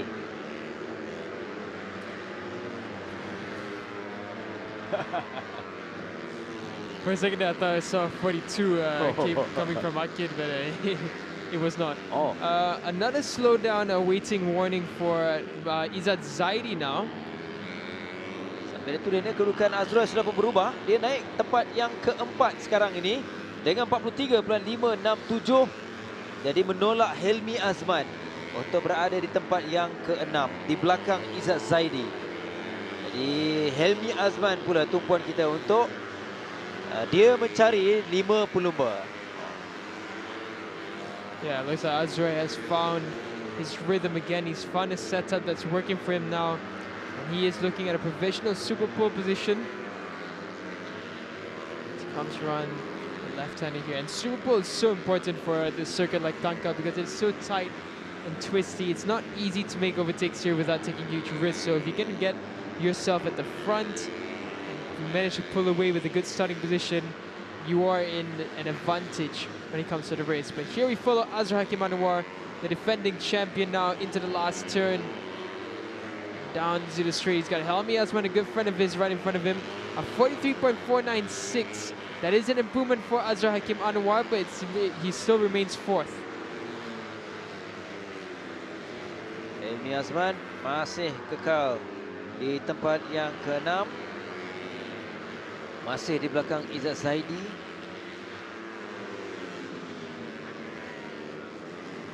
Di lap yang ke-13 tadi Helmi Azman lakukan 44.187. Yang terbaik untuknya ialah 43.776. Di lap yang keempat pada awal, jadi dia masih lagi mencari kedudukan catatan masa yang berpantas. Tengku Amiro juga diberikan amaran. Yeah, 3 riders now with warnings for slowing down or waiting. If now it's Azroy and Helmi, they're trying to get a clean lap out of each other. Here's Izzat Zaidi. So, it's interesting because Izzat Zaidi is riding slow. Is he going to get a second warning? Because he got a warning already, if I'm not mistaken. Tak silap saya tadi dia. Siapa lagi dia? I remember it was Helmi. It was Tengku Amirul, and I think it was Izzat was the other one as well. Yeah. So we had 3 riders that were penalized with a warning. So here comes Afif now in the left-hander, rider number 50, and I think that's Akid that's just gone in. So Akid session, job done. Now here comes Afif. He's still pushing for a better lap time. He knows he's in second, so for now he is quite safe at 43.3. Can he do anything better? Can he push Akid off the first position? Comes down to the line now. Past the start-finish line is Afif, and it's a 43.307. It's an improvement from him. Semakin laju, namun dia hanya dibezakan 0.228 di belakang Akid Aziz. Yeah, that's correct. Izzat Zaidi's second warning for slowing down.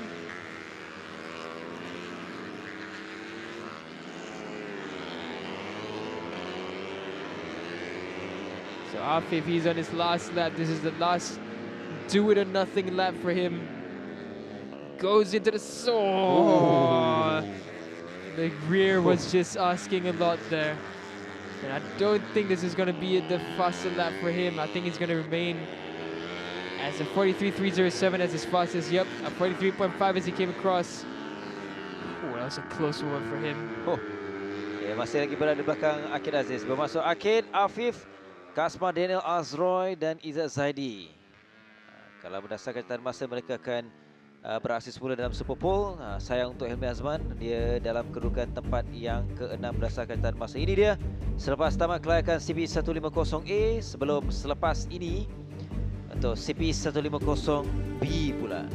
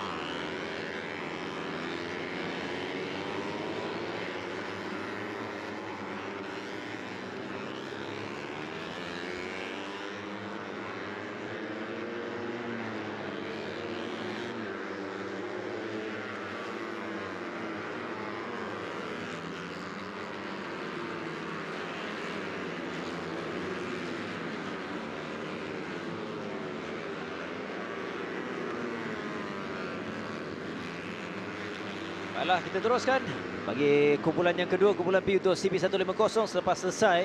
CP150A tadi di sini juga memberikan 14 pelumba dan tumpuan kita ialah pelumba ini nombor 17 Haziq Fairuz, kerana dalam dua sesi yang pertama dia antara pelumba yang konsisten dan mencatatkan masa terpantas.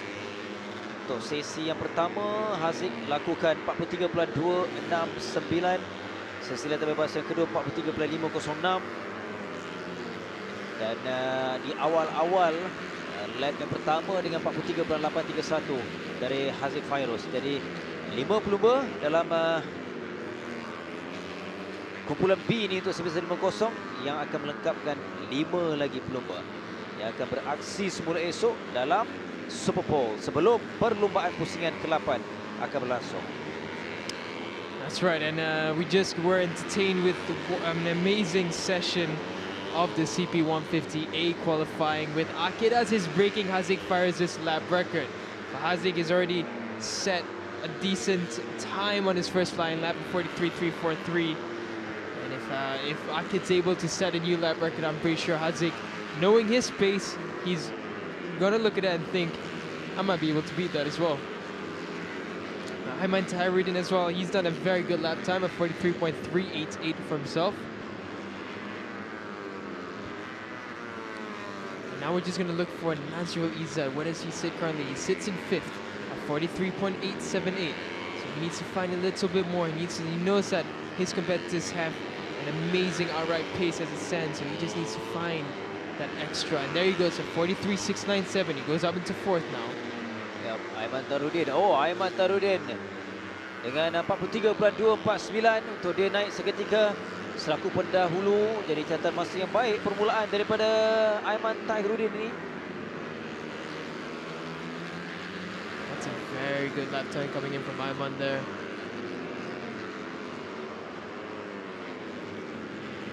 Ooh, going very wide there was Shafiq. Shafiq Ezarik, he's running in 3rd. A very good job from Shafiq so far. One of the best performances in qualifying so far this year from him. But Nazrul Izzat improves at 43.545 for him. Wow, Ayman Tahirudin, what a shocker. We know that he's good at these small circuits. He's down there in the limit. But yeah, Ayman, we know that he's good at these aggressive circuits. We didn't expect him to suddenly be leading the qualifying. He's been decent all throughout the season, but he hasn't had that extra touch, but he's showing it now. 43.2, a very, very good time. That would have broken the lap record had Akid not broken the lap record earlier.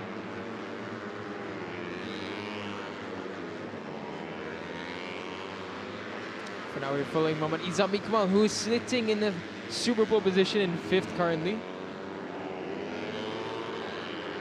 43.766. Izami Kamal puts up his hand. He's going to head to the pits. Iqbal Amri and Khairul Ikhwan Ajiz, they both improve up. Iqbal Amri into 5th, Khairul Ikhwan Ajiz into 6th. 43.7 and 43.6 respectively. Iqbal Amri dengan 43.638. Di lap yang kelima tadi dalam sebelum dia menuju atau melengkapkan pusingan lap yang ke-6. Ini juga memberikan Khairul Izwan Ajiz di belakangnya itu. Izwan dalam kedudukan yang ke-6 kalau kita perhatikan berdasarkan catatan masa yang dilakukan. Inilah selektor yang terakhir untuk mendapatkan satu lagi catatan masa untuk lap yang ke-6 dengan Iqbal Amri 44.421, tidak ada perubahan. Itu juga dengan Khairul Ikhwan, kedudukannya kekal di tempat yang ke-6 dengan 44.040 dilakukan dalam lap yang ke-6 tadi.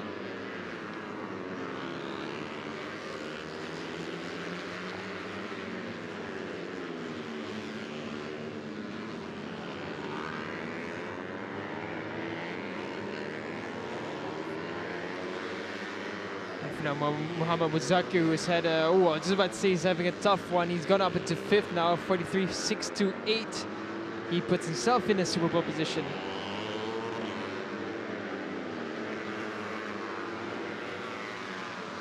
Now Haziq has come out, so it's Ayman Tahirudin, I believe.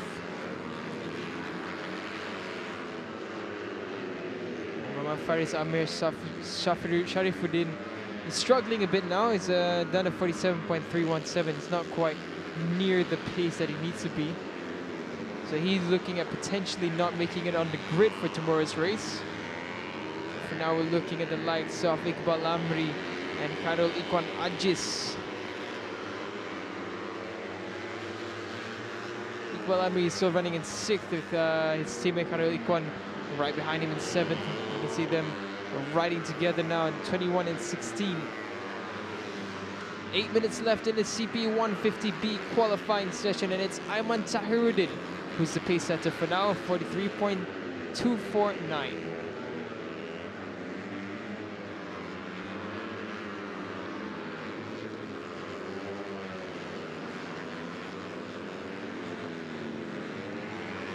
Minit 35 saat baki masa yang ada, dan kita masih terarah dua pelumba yang berada kedudukan yang ke-6 dan juga 7. 6 ialah Iqbal Amri yang menyaksikan tatan masa yang terbaru oleh kedua pelumba ini dengan 43.535 oleh Iqbal Amri, manakala Khairul Ikhwan 43.522 untuk kekal dalam kedudukan yang ke-5. Kedudukannya belum lagi selamat, 43.522 di belakangnya Syafiq Zarik.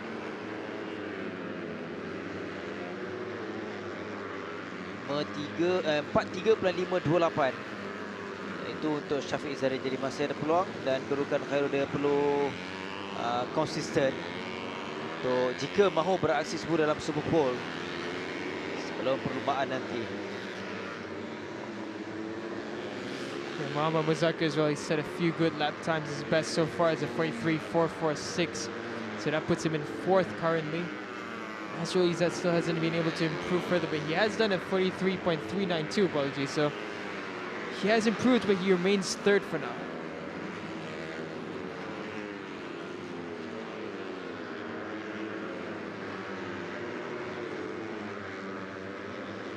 There's Muhammad Rizaiman. Next to him, side by side for a moment, there was Muhammad Shafiq Ezarik. And I'm quite surprised that I really expected to see Haziq Faris challenging into a lap bracket potential and into 1st, but surprise, surprise, the script has changed again.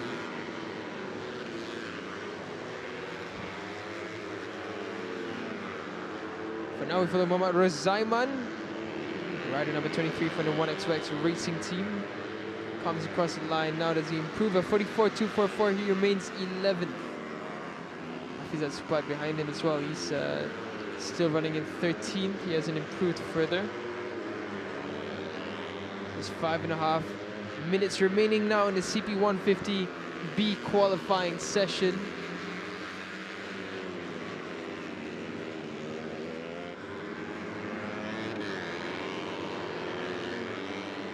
Banyak perubahan kedudukan, pergerakan mereka naik turun.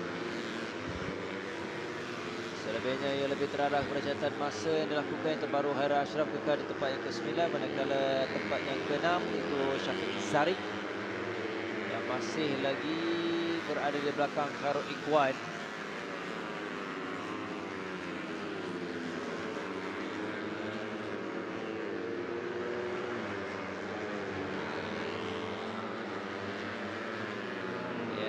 Syafiq Zarik. 4 minit 40 saat lagi. Yang mana masih lagi diketuai oleh Aiman Tahiruddin, Haziq Fairuz, diikuti dengan Nasrul Izzat, Muzakir dan juga Khairul Ikhwan. 5 pelumba terpantas berdasarkan berbaki masa yang ada ini. Tapi kalau diikutkan masih ada ruang ini sebenarnya untuk setiap pelumba, namun tak banyak peningkatan catatan masa dilakukan.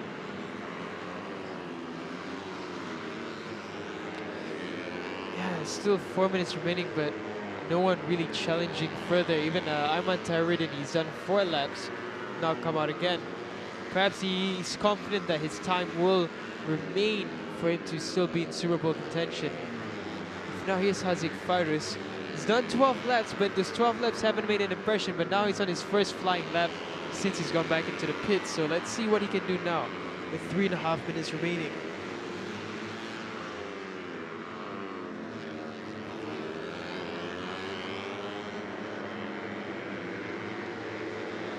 On board now with Muhammad Haziq Muhammad Fairuz. He makes his way into the last turn. Takes a quick look on the left. Goes down the line. It's not going to be an improvement. It's a 43.5. It's a good time, but it's not an improvement for his best time so far. Nazir Izzat came across on the last lap as well with a 43.760. Consistent in the mid 43s, but just unable to dip down further.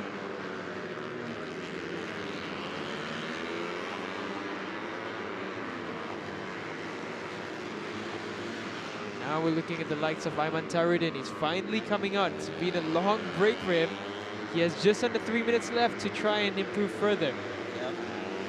So here comes the number 55. Oh, I feel that's super. He moves all the way up into 11th. Aiman tadi hanya 4 lap. Dia berada track dan sekarang ini dia masuk semula. Dan kita akan nantikan catatan masa yang dilakukan sebelum ini mampu dipintas oleh lain-lain pelumba. Karena kalau kita melihat setakat ini tak banyak berlaku perubahan kedudukan setiap pelumba. Ini dia Aiman Tahiruddin.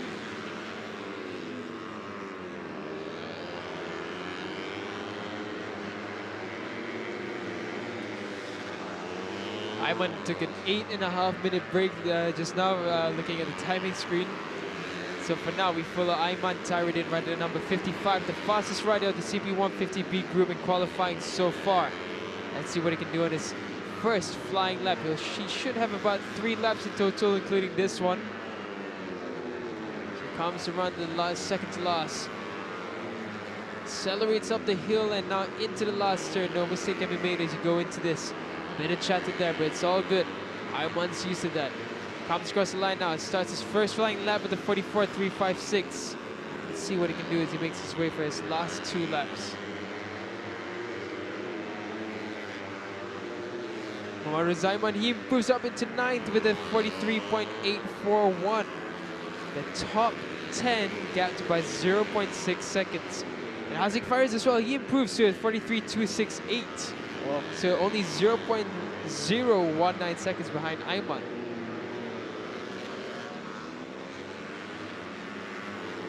Still following Ayman Tahiruddin now as he makes his way down to the last turn.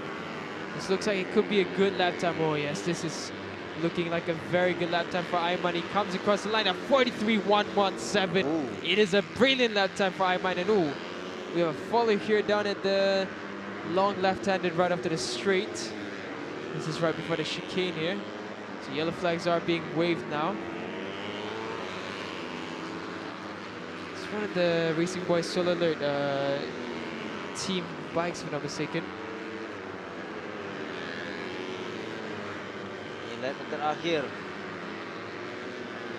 di penghujung untuk melengkapkan tempoh masa untuk kelayakan. Ayman Tahiruddin, Haziq Fairuz, Nazirul Izzat, Muzakir Syafiq Izzari. Setakat ini berdasarkan keadaan masa terbaik yang mereka lakukan adalah Muzakir di tempat yang keempat dengan 43.446 yang dia lakukan di lap yang ke-8.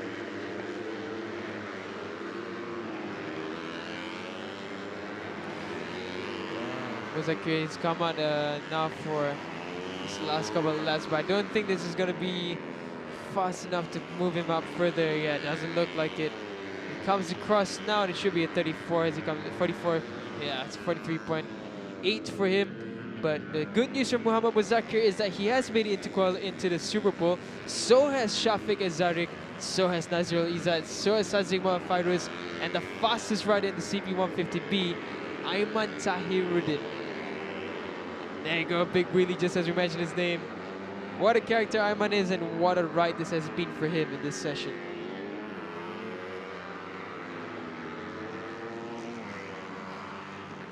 So that concludes the CP150B qualifying. What a few talking points we have. Haziq Fairuz faster than he was, but Ayman Tahiruddin beating him to it. Nazirul Izzat trying to keep those championship hopes alive. Muhammad Muzakir and Shafiq Azariq here to fight for their pride. So let's see what happens. We'll be back after a short break, and we'll see you guys for more qualifying action in a bit.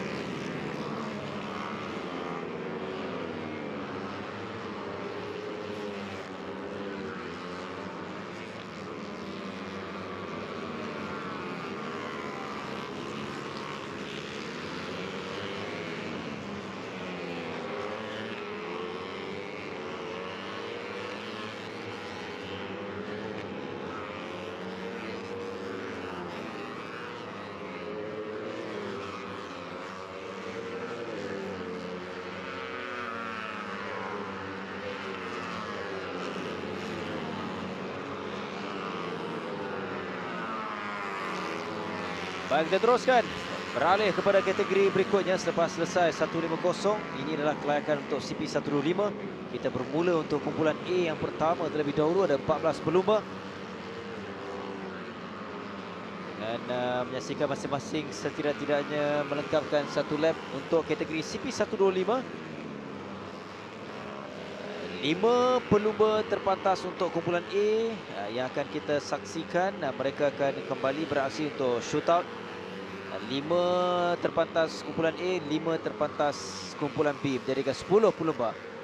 Manakala 2 shootout yang kedua ataupun adalah perebutan untuk petak grid 21 hingga 24. Itu shootout pertama esok. Shootout yang kedua itulah 1 hingga 10. Babitkan 5 pelumba terpantas kumpulan A, 5 pelumba terpantas dalam kumpulan B. Sekarang kita berikan tumpuan terlebih dahulu dalam kumpulan A ini. Untuk CP125, pada awal-awal lagi kita menyaksikan Syafir Rasul di lap yang pertama dilakukan 46.096 untuk mendahului lain-lain pelumba, walaupun Adik Rosli Pelumba berpengalaman ini bermula dengan 46.099 di lap yang pertama dan masing-masing menuju lap yang keempat baru saja. Mereka melengkapkan lap yang ketiga. Arif Rosli mendahului dengan 46.043. Catatan masa yang dilakukan ada peningkatan dengan hanya dibezakan 0.053. Syafiq Rasul berada di belakang Arif Rosli.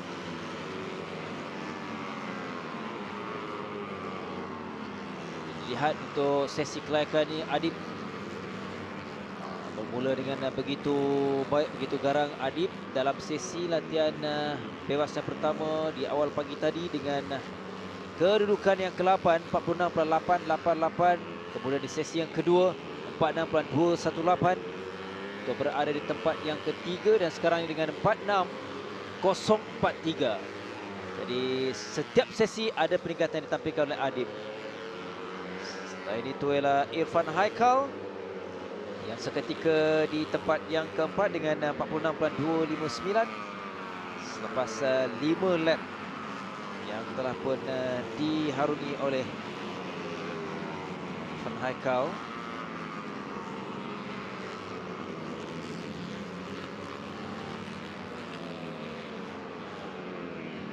Kalau diikutkan ke-14 ataupun 14 pelumba semuanya telah pun berada di Litar, setidak-tidaknya melengkapkan 2 pusingan termasuk Fahim Basir. Selepas 2 pusingan dia sekadar 1, belum lagi mendapatkan catatan masa yang terbaik untuknya. Arif Rosli masih kekal, manakala Irfan Haikal di tempat yang keempat dalam 6 pusingan yang pertama. Mungkin dia akan keluar tinggalkan Litar.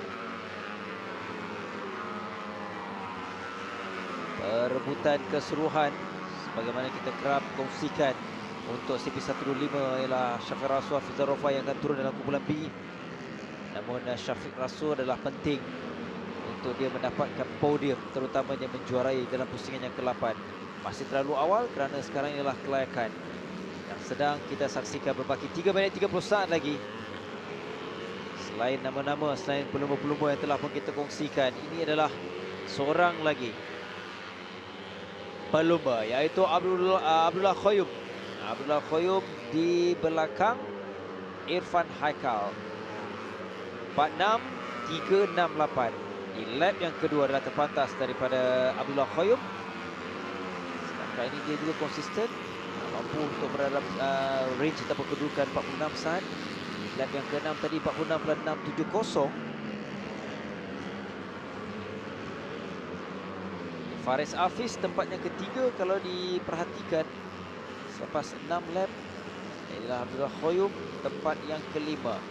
Belum lagi selamat, ada 2 minit 40 saat lagi untuk setidak-tidaknya Abdullah Khoyum perlu mengekalkan kedudukan 5 terpantas, 5 pelumba, ke-5 pelumba terbaik untuk kembali beraksi dalam shootout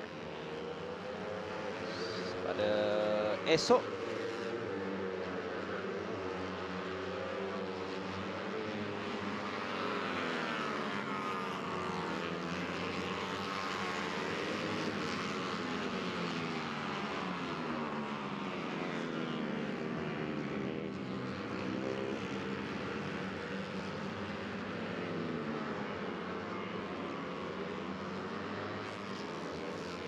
Hamdan.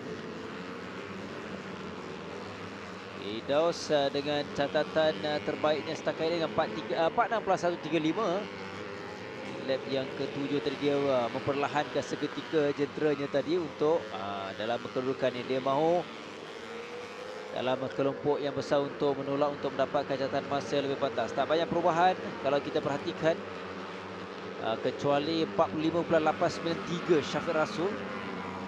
Ada peningkatan tapi dia kekal di belakang Arif Rosli. Masih lagi mengungguli dengan 45.867.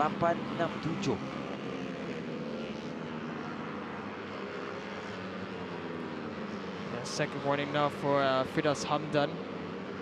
He's going to have to be very careful for this remaining 1 minute that they have left. And for now, it's still Adik Rosli with the fastest lap time at 45.867. Syafiq Rasul still very close. A 0.026 difference between the two of those riders. Here comes Saiful Asari. He's just being pushed and shoved out of the way. Abdullah Koyum, he's in 6th. He's trying to find his way up into the shootout positions.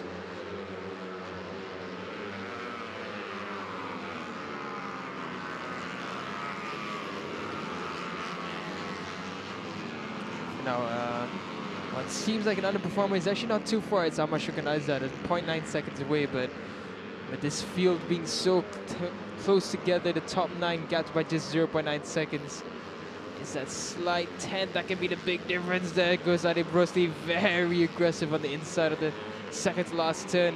There's Safa Azari being sandwiched between 2 riders trying to improve. He will have one more lap, just one more lap, and then Alif Daniel, he goes up into 5th position, pushes Irfan Haikal and Abdullah Qayyum down into 6th and 7th, so Irfan Haikal might miss out in shootout. Lap that was from Alif Daniel, 46.2 from him. Checker flag is out, so all these riders on your screens will come across the line and conclude the CP1 to 5A qualifying session. For now, still Ade Brosli and Shafiq Rasul untouchable with that 45-second timer that they've set. The only 2 riders to have set that. Everyone taking very different lines there as they go into second to last turn. Here's Alif Daniels trying to improve slightly further. Will it be the lap? Will it be enough to secure his position? Comes across now, and Shafiq Rasul goes fastest at 45.710. Ade Brosli, he remains second. Fariz Hafiz remains third. Firdaus Hamdani's 4th, and Alif Daniel, he manages to scrap it out for 5th, and into a shootout position he goes.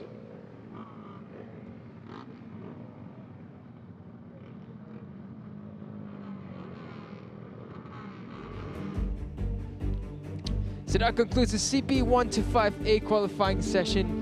Once again, it is Shafiq Rasul up at the top. The top 5 is, including Shafiq, is Ade Brosli, Faris Hafiz, Firdaus Hamdan, and Muhammad Alif Daniel Asri.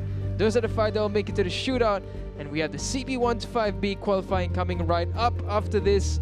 So don't go anywhere. We have plenty of action for the rest of the day.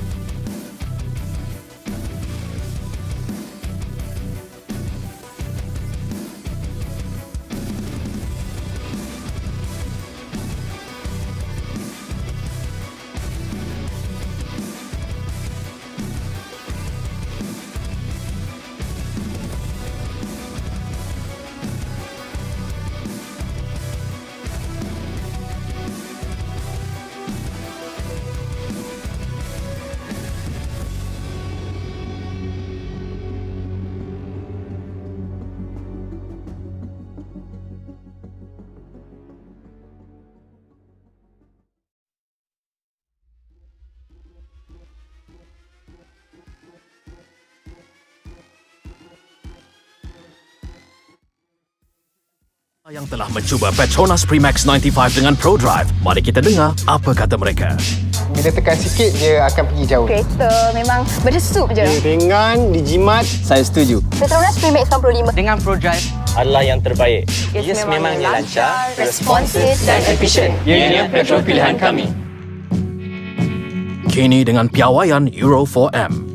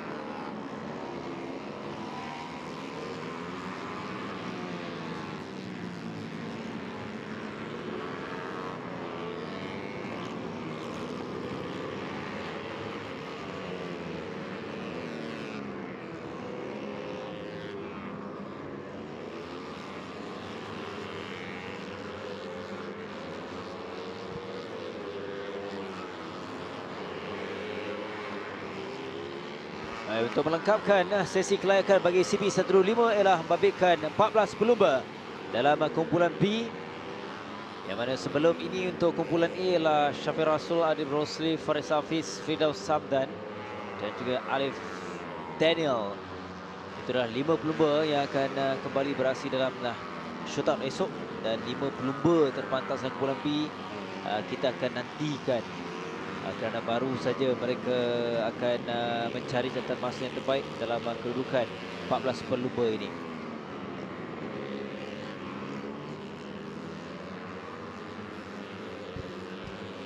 That's right, it's 5 riders from the A group and it's 5 riders in the B group. That's what's going to decide who goes in the shootout and who starts on the top 10 of the grid. For now, we saw some interesting performances throughout free practice. We saw Idul Fitri performing really, really well throughout the free practice 1 and free practice 2. We saw also the likes of Hafiza Rofa being Hafiza Rofa and doing a good job. Haziq Hamdan as well performing really well into the top 5. So we really don't know what to expect when we see this group of the CP125B. Anything can happen. It's a tough call, it really is. Namun untuk Hafizah Rofa, dia perlu menggunakan peluang ini. Kalau kita imbas sedikit dalam 2 sesi awal, untuk sesi latihan bebas yang pertama, Hafizah Rofa juga berdahulu dengan 46.278, begitu dengan 46.149. Dalam sesi latihan bebas yang kedua dan permulaan 2 lap yang pertama ini dengan 46.290 untuk mendahului lain-lain pelumba. Nur Hakim, Aidil Fitri. Begitu juga kedudukan sekarang adalah Syafiq Rosli yang melakukan 46.287 di lap yang kedua, sekaligus menolak kedudukan Hafizah Rofa seketika dengan hanya dibezakan begitu kecil perbezaannya kosong. Tak sempat tapi tak lama. Lap yang terbaru, lap yang ketiga, Hafizah Rofa kembali semula dan kali ini dengan 45.950. Catatan masa yang dilakukan oleh Hafizah Rofa. If I'm thinking of someone Nur Haikal, he's just gone off the track there, so I think he had a bit of an issue, but he has come across the line though. Yes, it is Hafizah Rofa so far with a 45.9. Hafizah leaving nothing on the table. He's going all out for this one. He knows he needs to secure that shootout position to make sure he can challenge his teammate Shafiq Rasul, who was, as usual, absolutely stellar in his performance. For now, it's the battle of the Titans. Let's see Idul Fitri once again. He's got up into third. He's looking at that shootout position. He's looking really menacing this round. He's found his rhythm. He's found the way around the Cub Prix bikes once again. And he's looking really strong. Ooh, the hand up there for Idul right as he's coming across the line. Ooh, who's this is gonna? Is this Daniel Johan? I believe, yes. Daniel Johan, unfortunate for him. Looks like his session has concluded. That is really unfortunate for Daniel Johan. He was looking on course to have a decent performance, but it wasn't meant to be this time. Now we focus back on this is Muhammad Nur Hakim, who's also been performing very, very well. He's been constantly in the top 5, so he'll be looking at a shootout position, and I think pretty much the top 5 is set. If we look at all the names from Hafiza down to Haziq, they're all doing about the same lap times, and it's just them that's being within this timing brackets. I don't think anyone else is going to come and challenge them at this juncture. So realistically, it's a battle between the 5 of them, unless the likes of Aiman Azman or Afizi Suparot. I mean, I was going to say Daniel Johan, but Daniel Johan, as we saw, has unfortunately had to retire from this race due to whatever issue that was. We saw his bike being pushed away from this race. Apologies, from this session. For whatever reason, his bike was being pushed away. For now, here we're looking at Hafizah Rofa.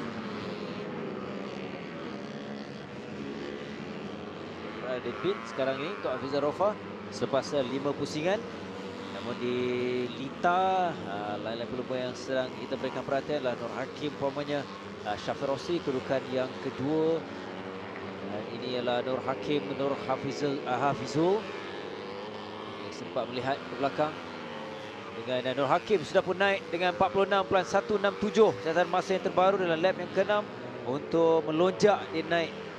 Berada di belakang Hafizah Rofa dengan perbezaan 0.217 saat. Syafiq Rosli turun kedudukan yang ke-3, 4. Fitri 5, Haziq Hamdan.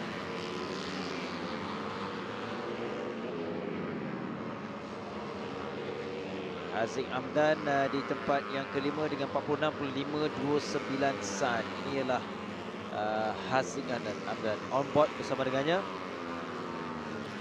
You can see the clouds there just gloomy, but it's not raining, so it's actually really good temperatures for riding, for good lap times. You can expect some good lap times coming through. And that's why we've seen lap records being broken, everyone being a bit more aggressive because the tires don't overheat, the brakes aren't overheating. It's really good weather for riding because there's also a light breeze, so it's perfect weather. We really full on expected rain today, but there was a bit of rain, but it just didn't last that long.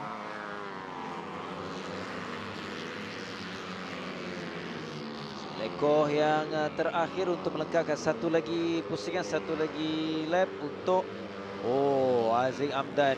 Dia melakukan 46.051 di lap yang ke-7 tadi. Jadi sekarang ini dia pula berada di belakang Hafizah Rofa di tempat yang kedua menolak Nur Hakim. Haziq Hamdan, he's just testing the waters there. He's trying to see, if he can just break that tempo that Hafizah has, and he's really looking on song. He's looking like a man with a mission, and he's just come into this run, and I think he's realized that, there's nothing left to lose. Might as well just give it everything. He's done a great job so far. He's only 0.1 second off Hafizah Rofa's time of 45.9. He comes across the line now. He's at a 46.7, so a bit of a slowdown lap for him. Nevertheless, Haziq soldiers on past turn 2. Into that long left-hander comes Haziq, but for now we're looking in front of him, Aiman Azman, who's been lapping at 47.2 as his fastest of 47.4 in his last lap.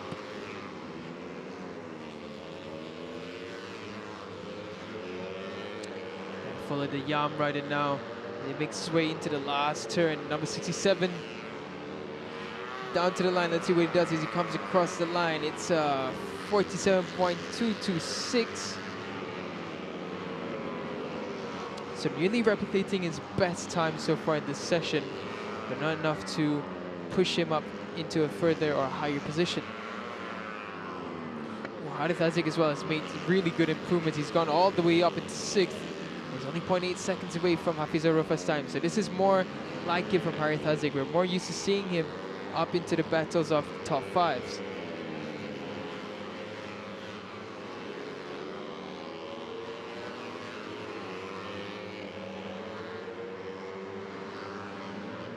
Now just 30 seconds left in the session. Ooh, Muhammad Nur Hakim, he's gone way off there, so I don't know if he's going to make it in time to set another lap.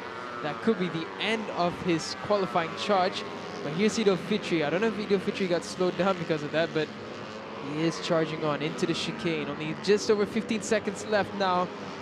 Whoa, there was a big moment there for Idul Fitri. He nearly lost the front down at the chicane, so he's definitely lost a few tenths. This will not be a faster lap for Idul Fitri.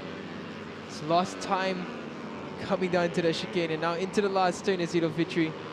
Bit of chatter here and there, but pops a little bit of a wheelie, comes across the line. It's a 46.4. It actually wasn't a bad time at all, even though he had that moment. So it could have well have been a faster lap had he not had that near low side at the chicane. But for now, the rest of the riders do come across. By the looks of it, the top 5 remain with the same names that we mentioned before. Hafizah Rofa, Haziq Hamdan, Syafiq Rosli, Muhammad Nur Hakim, Idul Fitri. That is the top 5.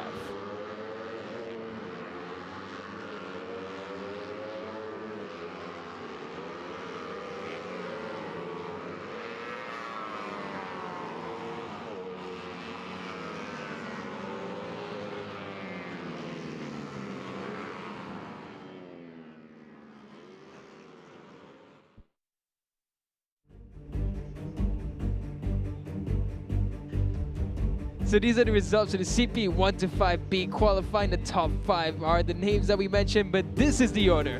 Hafiz Arofa, Haziq Hamdan, Shafiq Rosli, Muhammad Nur Hakim Nur Hafizullah, and Idil Fitri. They make it through to the shootout. And what a session, what a couple of sessions it has been for the CP 1 to 5 qualifying. But that is the conclusion for the qualifying sessions for this category. Stay tuned, we have more qualifying action coming up right ahead after this.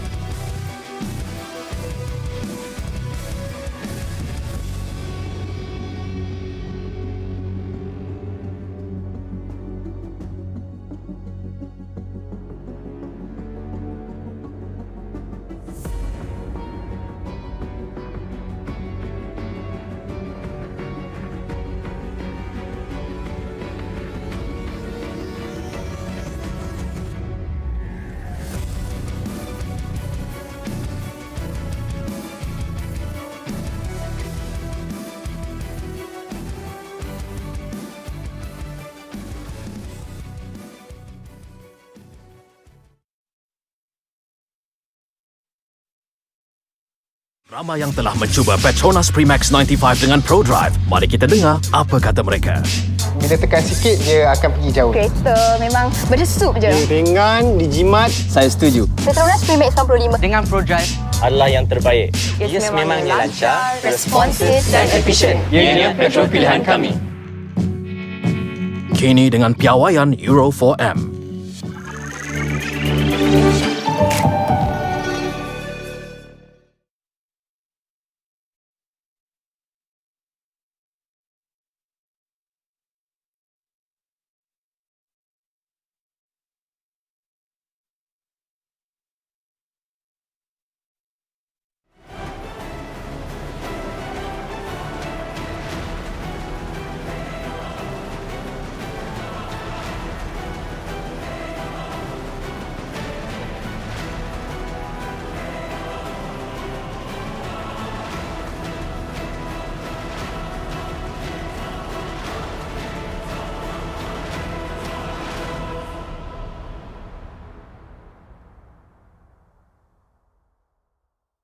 Hai korang, kalau anda ingin memenangi motor Honda RSX, beli happy bag dengan harga RM60, dapat baju yang cantik ini, dapat stiker, dapat minyak hitam dengan harga RM60 dan anda berpeluang memenangi Honda RSX.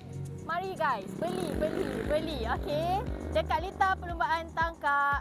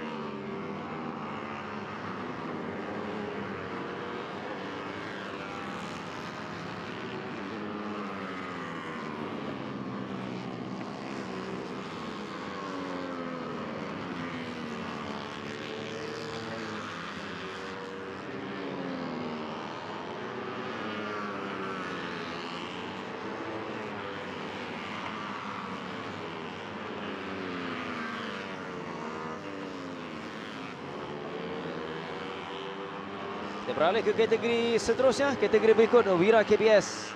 Sesi kelayakan WIRA KBS A terlebih dahulu, 14 pelumba. Dalam sesi ini menarik untuk WIRA KBS, terutamanya dalam kumpulan A. Termasuk pelumba yang sedang kita perhatikan itu Farid Hakimi yang menunjukkan peningkatan, dan sebenarnya dia adalah antara pelumba yang sentiasa mahu memberikan tentangan, mahu memberikan saingan, tapi belum mendapat nasib dan juga kedudukan terbaik, termasuklah di perlumbaan pusingan yang ke-7 lalu. Itu juga di pusingan yang ke-6. Untuk hari ini, sesi latihan bebas yang pertama, Farid Hakimi kedua terpantas 47.394. Kemudian sesi latihan bebas yang kedua 47.341, mendahului lain-lain pelumba. Dan yang menariknya dalam kelompok ini ialah pelumba nombor 31. Kita akan nantikan, iaitu Syamil Amsyar dalam sesi latihan bebas yang kedua. Syamil tidak turun, dan juga pelumba ini iaitu Aras Tsunami. Ini adalah pengalaman pertama dalam kategori ini untuk Aras Tsunami, tapi dia menunjukkan peningkatan dan juga keyakinan dalam perlumbaannya. Yeah, Arash is just nothing short of brilliant.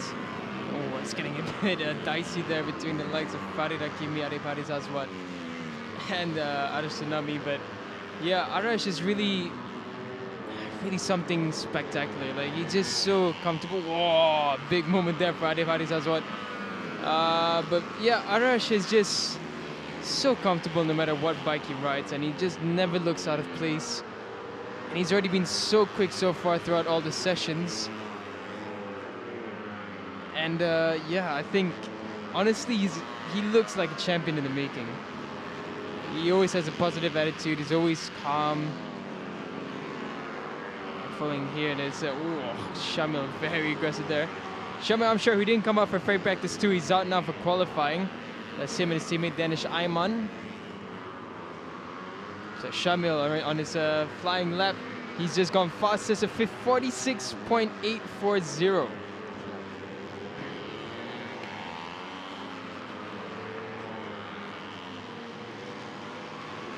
Here we're looking at Ahmad Dawishi. Ahmad comes down through the line.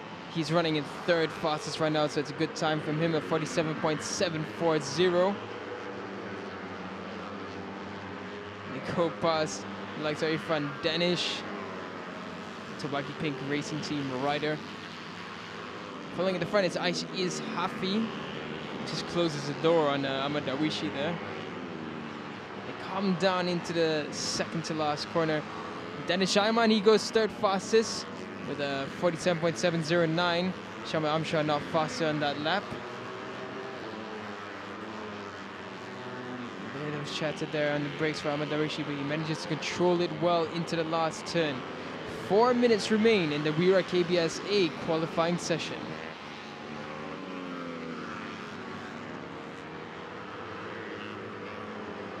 Dan masa yang sentiasa diperbaiki termasuk Farid Hakimi, Daniel, dengan 46.829 untuk dia mendahului dengan kedudukan yang kedua Syamil Amsyar ketinggalan 0.011. Oh, tapi tak lama kedudukan itu. Kita lihat sekarang ini persaingannya lebih menarik kerana Syamil Amsyar kembali dengan sama 46.829. Sama catatan masa sebagaimana Farid Hakimi lakukan di lap yang kelima tadi. Jadi itu menariknya dalam sesi kelayakan WIRA KBS. Setiap pusingan, setiap perlumbaan cukup menarik, walaupun kita lihat ada penguasaan dari pelumba-pelumba tertiur racing. What a sight that is. Exactly the same time from two riders of different teams. Shamil Amshar and Farid Hakimi both doing exactly the same. 46.829 as the fastest lap. On the last lap that Farid Hakimi just did, he did a 46.8 again. So Farid Hakimi looking very consistent. I'm afraid this won't be another fast lap. He might get traffic in the way. He goes into the second to last corner now. He's going to have to be careful as he has a lot of riders in front of him and he's much faster. Arif Haris, he's not going to get in the way of Farid, but it looks a bit so. Farid might still be able to stitch this lap up cleanly. And he comes across the line now. It's a 46.610 for Farid Hakimi. He goes fastest once again.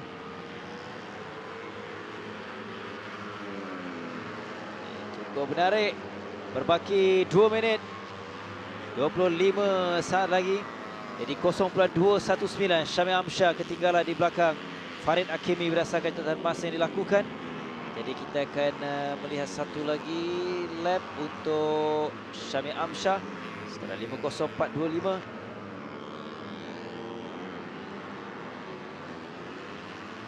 Oh, ya Aizuddin Faris terjatuh.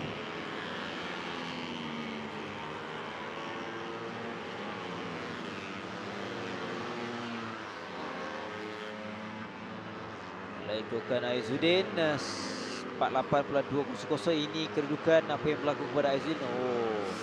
Yeah, that's a fast place to crash there, right after straight into the left-handed banking corner. The good thing is we saw that he did get up and he is okay.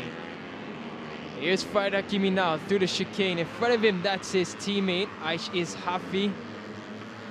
Farid Hakimi is really pushing it now.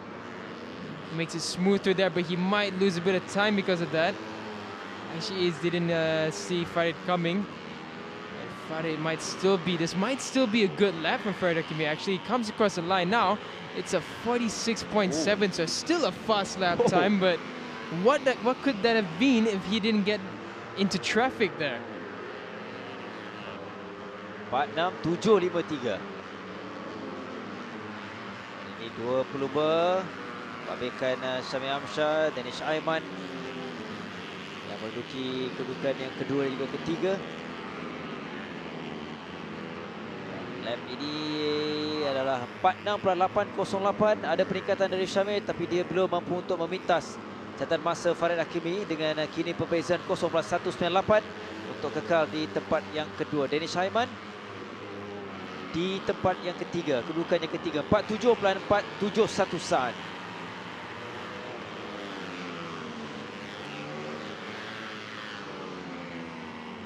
We're just following the 231 Racing Team rider Danish Aiman and Syamil Amsyar here. And Syamil has been very close. He's been improving slightly, but still not enough to catch up with the likes of Farid Hakimi. And likewise for Danish Aiman, he's just unable to try and find an extra edge to get below the 47s. And the checker flag is out, and I don't think this is the lap that will improve for them. And it really isn't. It's a 47.4 from the pair of them. So by the looks of it, this is our fastest rider in the WIRA KBS qualifying session. Farid Hakimi. He might be on another charge with this one, and I don't think it's close enough. Let's see as he comes down the line. He races down to the checkered flag, comes across. It's a 47.1. So as it stands, Farid Hakimi, the fastest rider in the WIRA KBS A qualifying, breaking the rhythm of the 31 Racing Team riders once again, 2 rounds in a row. That's Farid Hakimi.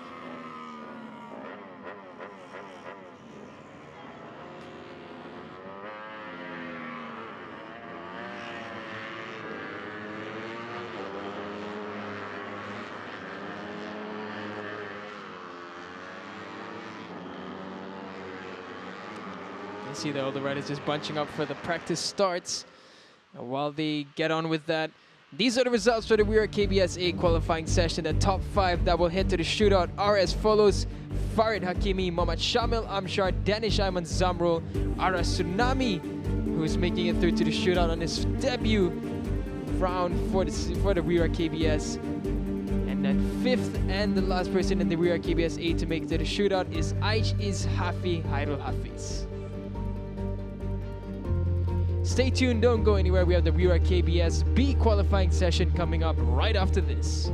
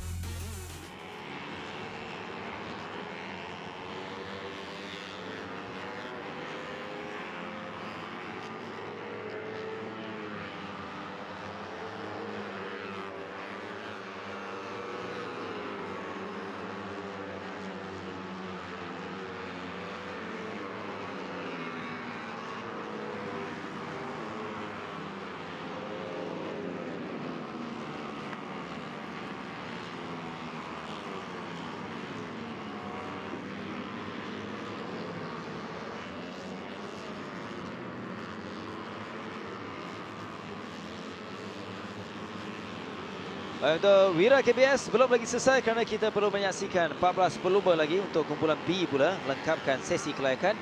Selepas tadi dalam kelayakan kumpulan A, kita menyaksikan 5 pelumba. Farid Hakimi, Syami Amsyah, Danish Haiman, Aras Tsunami. Penampilan pertama sudah pun dalam kelompok 5 pelumba terpantas. Yang melengkapkan kedudukan kelima tadi ialah Ice East untuk mereka turun dalam shoot-up, dan 5 lagi pelumba akan terjawab sebentar nanti menerusi sesi kelayakan babitkan 14 pelumba ini. We still have a lot of names in here that can shake it up. Farid Hakimi, of course, one of the stronger names in this WIRA KBS B group. He is also the Honda KC Racing Team Riders, his teammate to Irfan Haikal. Irfan setting the lap record last time round in Tangkak. And this time, Farid Hakimi, he's looking really strong, the young rider. 47.214 already early on in the session.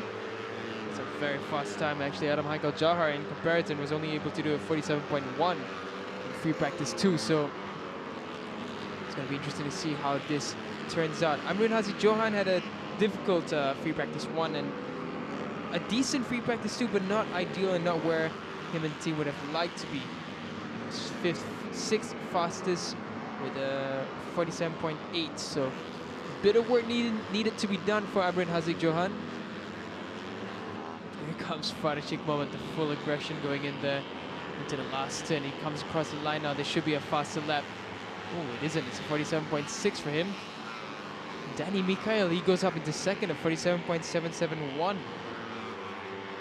That is also his fastest lap so far of the weekend at 47.7. Oh, and there goes Adam Michael Jahar, 47.175, nearly matching what he did in free practice 2. Awal ni sudah pun dapat kita saksikan perubahan pelumba demi pelumba menerusi catatan masa yang mereka lakukan. Dalam kumpulan A tadi 46, ada 2 pelumba lakukan 46 saat. Farid Hakim dan juga Syamil Amsyah.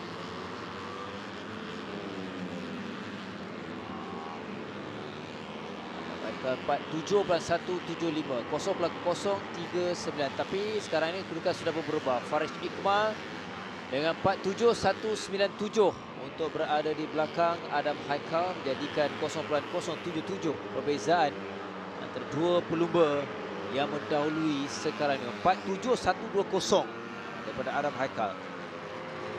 Lap yang keempat.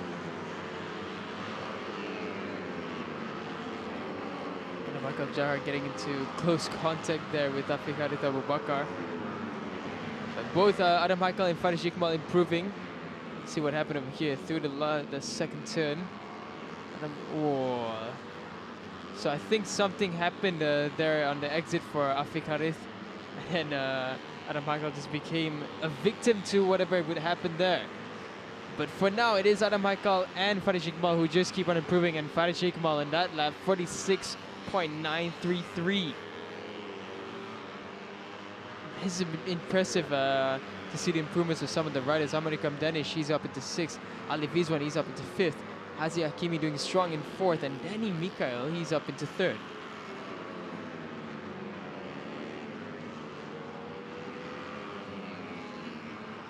Satu-satunya pelumba yang lakukan 46 saat. Berasa menanti Adam Haikal yang pasti mau memberikan saingan kepada Faris.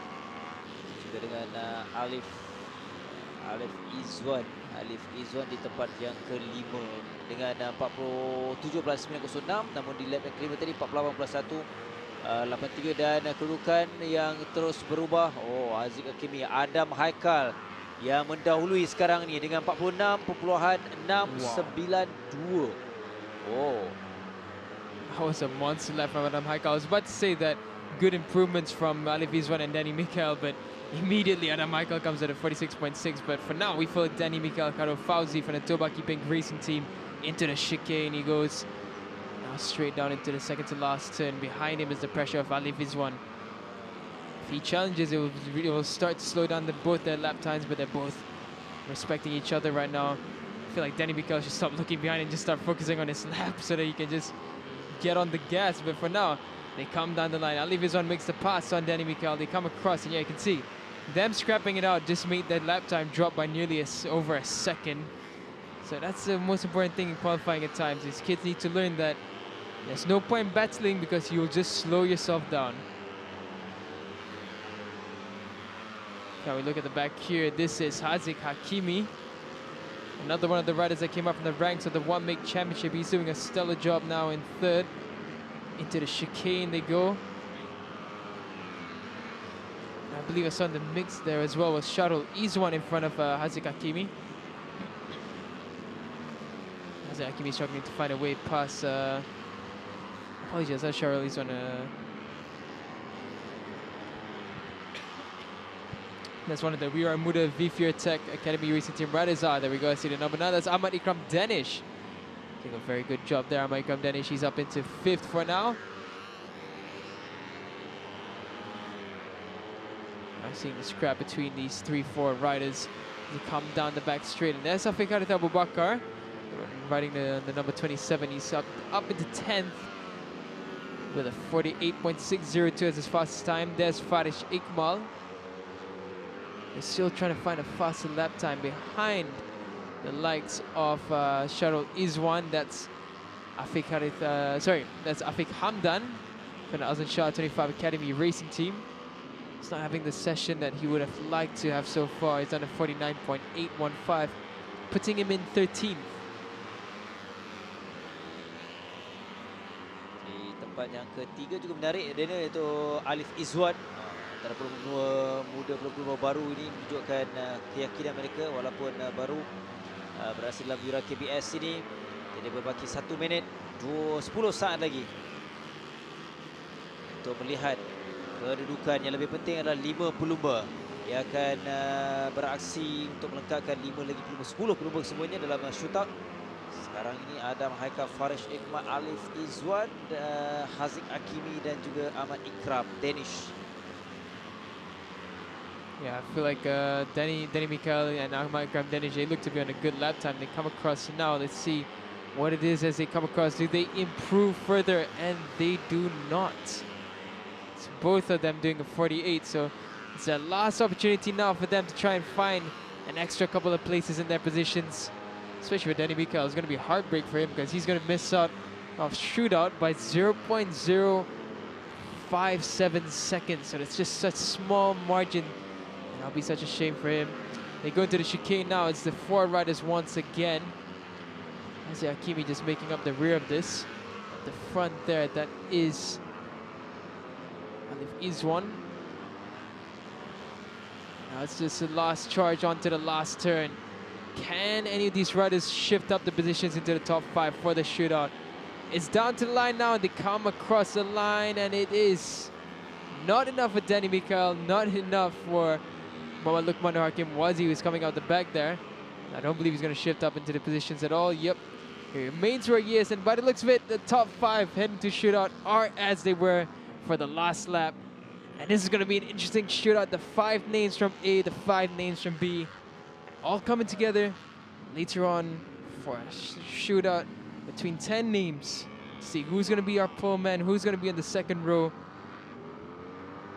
It all comes down to that. So for now, these are the results for the WIRA KBS B qualifying session.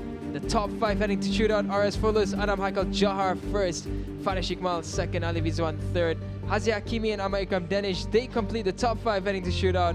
Poor old Danny Mikael, he's just missing out from a shootout position by just 0.057. And also another name that we didn't mention is Amrin Haziq did not make it to the shootout, so he's the only 31 racing team rider that has not made it to the shootout for this this weekend.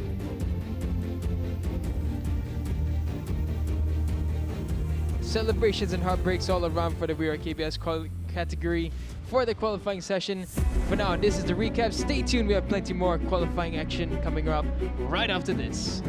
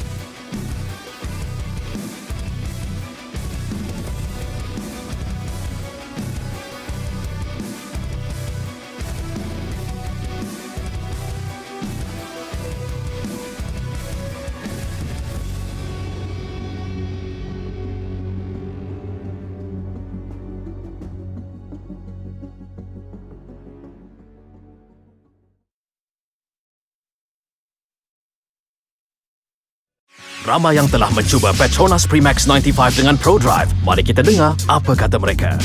Bila tekan sikit, dia akan pergi jauh. Kereta memang berdesup je. Dia ringan, dijimat. Saya setuju. PETRONAS Max 95. Dengan ProDrive adalah yang terbaik. Yes, memangnya lancar, responsif dan efisien. Ianya petrol pilihan kami. Kini dengan piawaian Euro 4M.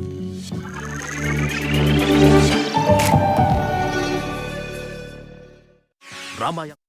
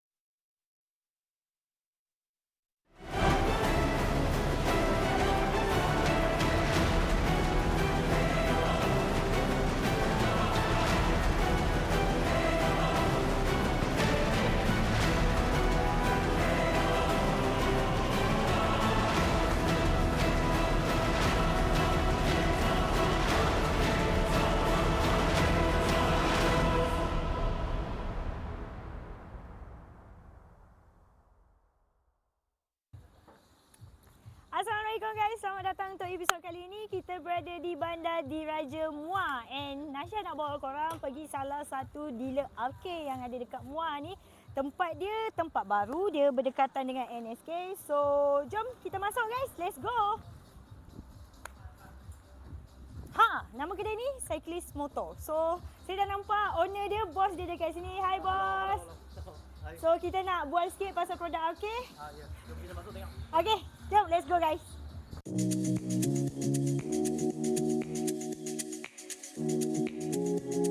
Nama saya Along. Along Motor lah. So, niaga sekarang 24 tahun sudah. Okay, ini memang customer pada cari lah, itu barang produk baik lah. So, ada customer jumpa, kita pun ada jual. So, okey lah. Sprocket dia akhir ni kualiti baik. Dia ada steel lah, keras, tahan lama. So harga pun tak tinggi sangat. So itulah, boleh customer pun selalu pun jumpa jadi. Itu sih. Mau tengok pakai pada motor apa. Kalau setakat biasa pakai itu lantai O-ring, untuk itu akhir punya lantai pun ada beza juga, untuk ada untuk 520 O-ring, X-ring, W-ring tak sama, untuk sisi yang tak sama. Jadi punya kotak sana akan bagi tahu ada untuk motor apa pakai. So itu kalau Y sekarang banyak laku lah, Y AS punya pakai O-ring 4 suku 428, atau sekarang yang paling baru tu 4 suku U-ring. Sekarang itu customer jadi. Kalau itu O-ring lantai loh, baik sikit loh, tahan tak payah jaga lah. Kurang tak payah jaga sangat lah. Dia punya dalam tu material pun okey, boleh tahan lama. Tak payah tak macam lantai biasa, senang kalat, senang panjang, dia kurang sikit lah. Harga ada mahal sikit lebih lah daripada biasa, tapi kualiti memang jauh beza lah. Okey, memang tak ada komplain lah. Tak ada komplain, memang dia pun tahu ni blended pun harga tak mahal sangat lah. Itu saja lah. Itu customer pun selalu cari, suka pakai macam ni. Boleh, memang kita tak ada pilih mesti mau beli dengan saya. Kita boleh ambil upah saja. Customer bawa barang kita pasang. Ini kedai saya ni baru saya memang niaga solo boleh 24 tahun, tapi dulu kedai dekat lepas lah. Ini kedai baru ni yang dekat NSK Muar sini. Kalau siapa yang lalu ni boleh datang tengok-tengok jalan-jalan. Macam mana? Okay, so kalau customer nak cari yang lantai sprocket yang tahan untuk motor besar ke motor kecil ke, memang pakai arcade yang bagus. Harga pun tak ada mahal.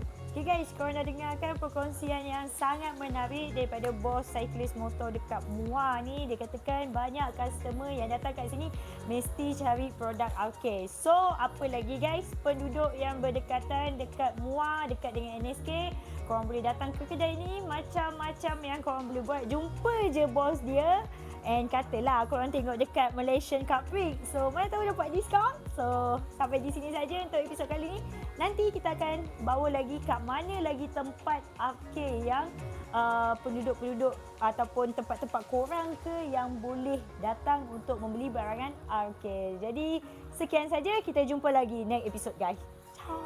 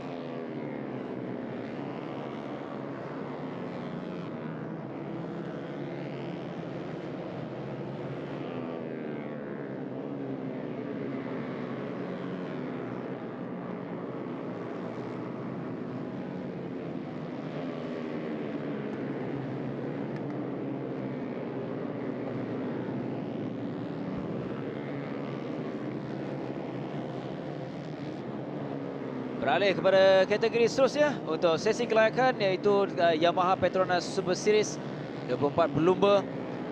Ialah kategori yang berbeza memberikan ke semua pelumba dalam satu sesi, tidak sebagaimana dalam CP125, CP150 dan juga WIRA KBS. Dalam kategori ini, nama-nama dan juga pelumba-pelumba yang akan terus kita berikan perhatian adalah sebagaimana pelumba jentera nombor 1 dan juga nombor 4 iaitu Arif Arshad, Ikram Danish. Ini adalah pesaing untuk perebutan kedudukan keseluruhan. Walaupun dilihat Adiputra Soekarno adalah mempunyai kelebihan yang cukup besar selepas 7 pusingan. Inilah Adip dari Johor, pelumba yang antara pelumba yang menunjukkan peningkatan yang begitu ketara dalam saingan musim ini. Di depannya itu nombor di depan Ikram Danish ialah Adiputra Soekarno, jentera nombor 6 di depan pelumba ini. Yeah, I was going to mention that Adiputra momentarily went fastest, but he just got bested by Ikram Danish.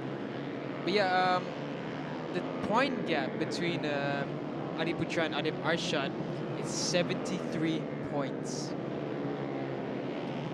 It's unbelievable. It's really quite the performance. 6 out of 7 races he has won.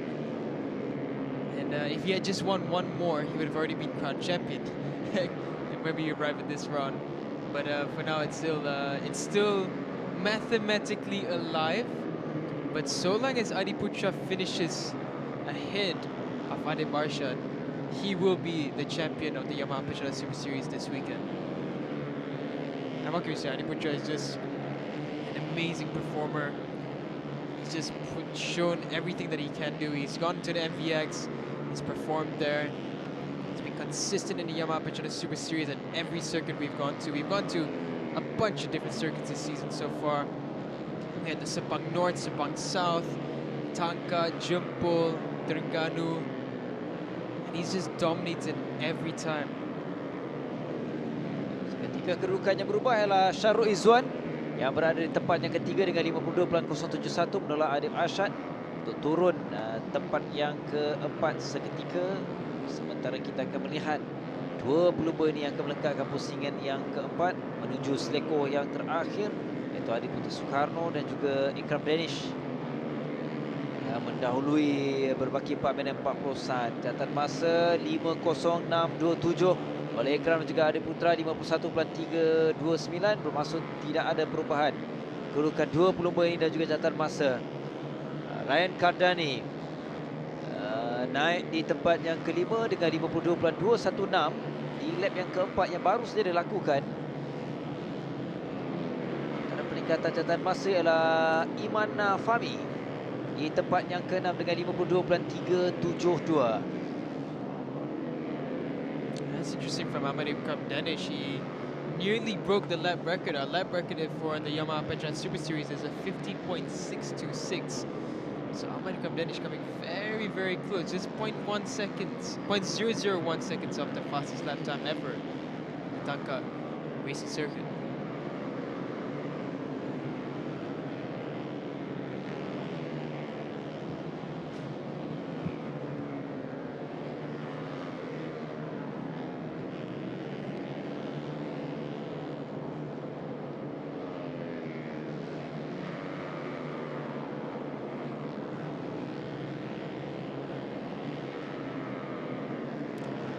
Keep your eyes out for where Adiputra is, because he just had a 50.637.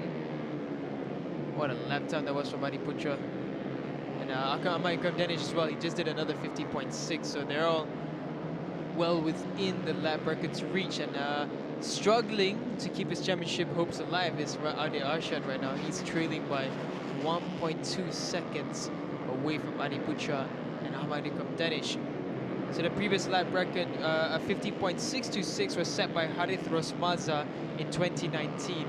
And if we get the new lap record, that will be breaking a lap record that has stood for the past 3 years, and that will be quite the end to this championship.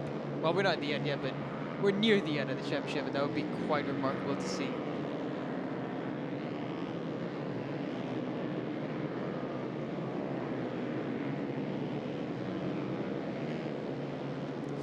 Still looking at the lap times coming across now. Ikram Danish did a 51.189, Adiputra Soekarno a 50.974. So Adiputra still consistent in the lower, it's a bit of a moment there for Iman Fahmi. Adiputra still consistent in the higher 50s, and once again Ikram Danish a 50.7, Adiputra again a 50.840. ada perubahan. Kalau kita lihat Daniel dalam 5 kelompok teratas ini masih dikuasai oleh Ikram Danish, Adib Putra Soekarno, Syarul Izwan, Adib Arsyad dan juga Al Shakir. Walaupun di lap yang ke-7 tadi 5-0 konsisten antara Ikram Danish dan juga Adib Putra Soekarno. Ikram lakukan 50.707, manakala 50.840 ialah Adib Putra Soekarno. Dengan hanya perbezaan 0.010 menerusi catatan masa terpantas dilakukan oleh kedua pelumba. All these riders there scrapping it out. Yeah, Malcolm Danish. Contact there between Iman Fahmi and I believe Sampai Sadiq baca. yeah, I think that was once again Malcolm Danish and Adi Putra, they come across the line again, a 50.8 and a 50.7. Terus konsisten dua pelumba di depan ini.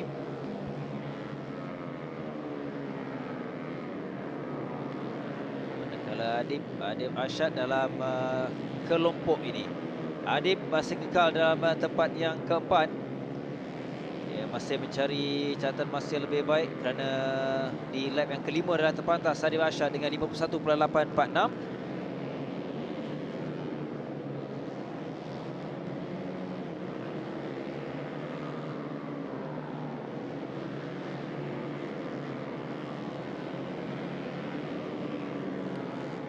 Now we're just looking at Adib Arsyad there. It comes across, and now it's Syarul Izwan, who's doing a great job, I must say, in third place.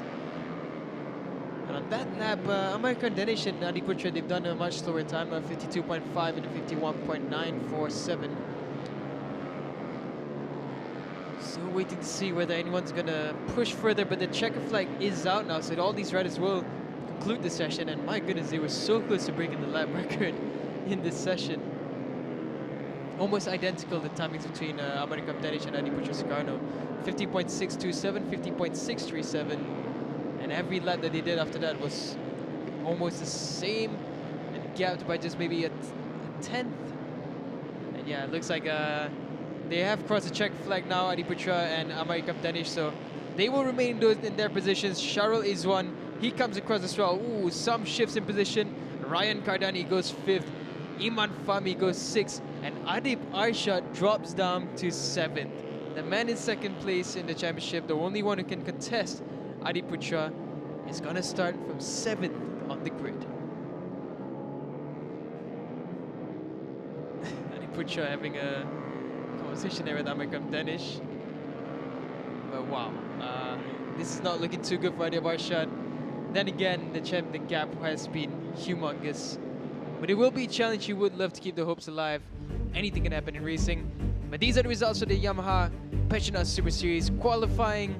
American Danish and Adib Putra trading blows, nearly breaking the lap record, and everyone else is struggling to pick up the pieces that they have left behind.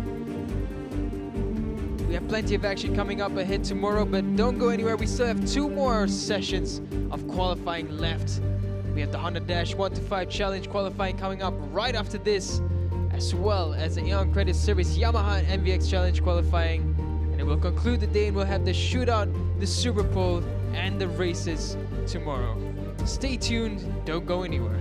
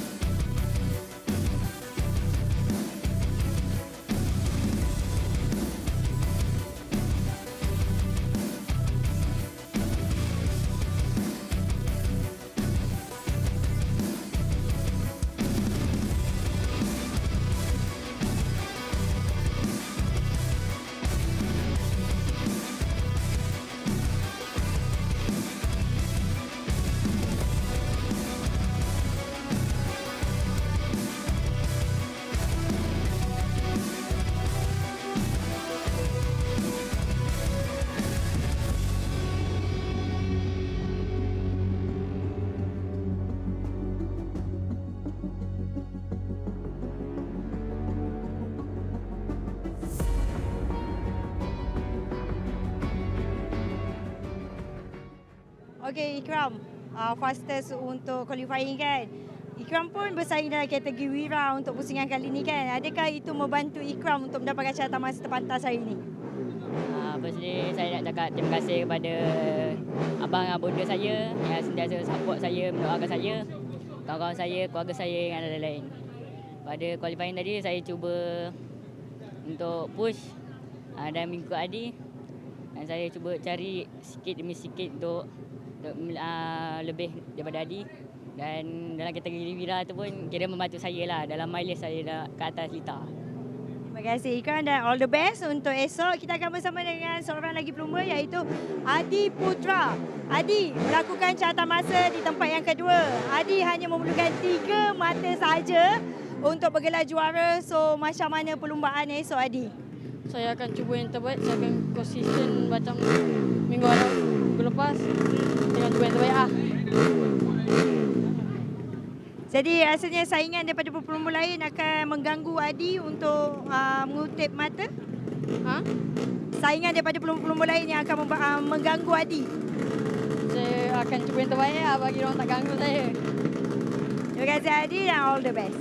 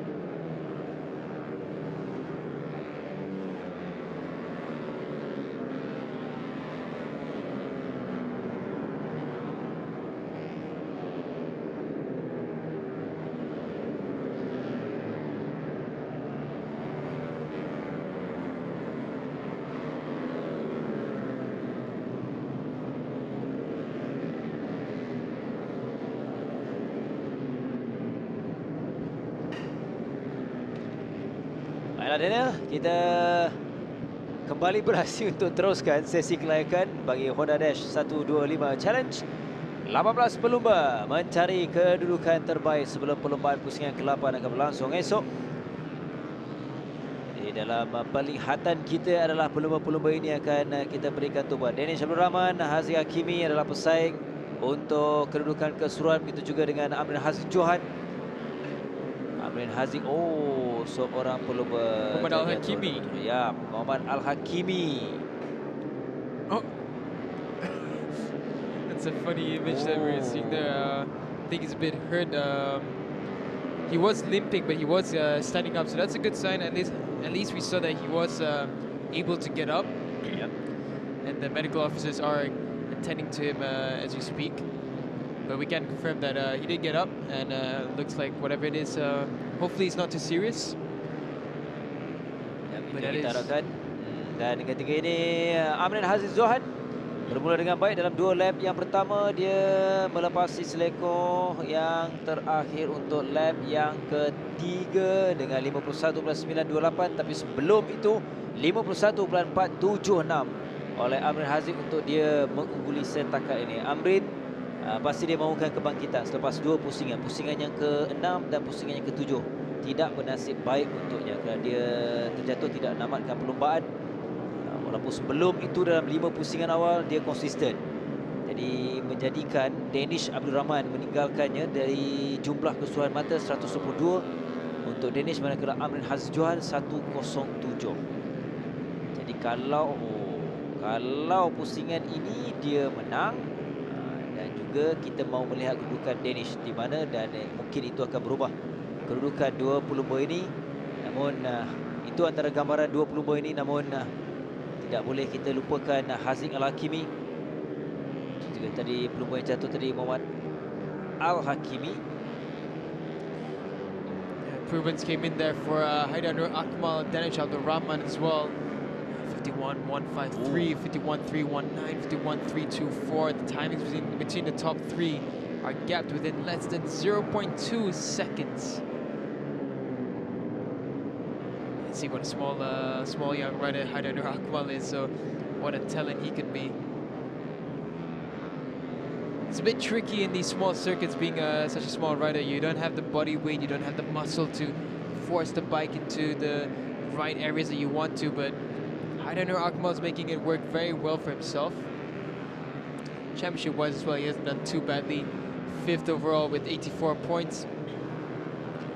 Haziq Johan now goes faster into 2nd, the 51.316.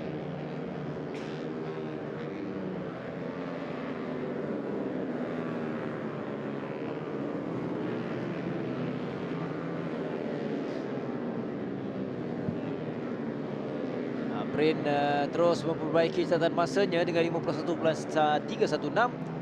Dia masih berada di belakang Haidar Nur Akmal dengan perbezaan 0.163. Namun yang terkini kedudukan sudah pun berubah. Haziq Hakimi yang naik selaku pendahulu dengan 51.022 di lap yang kelima yang baru saja dia lepasi tadi, dan beberapa kedudukan yang terbaru tidak ada perubahan kedudukan pelumba ini. Namun Amrin ditolak. Haidar kembali semula. Daniel Haidar Nur Akmal 50.725 sekarang dengan 0.9797. Itulah perbezaan masa. Haidar meninggalkan Haziq Hakimi. Amrin Haziq turun di kedudukan yang ketiga, manakala Danish keempat, Danish Abdul Rahman dengan 52.312. Persaingan peningkatan catatan masa itu yang kita mahukan dari kesemua pelumba,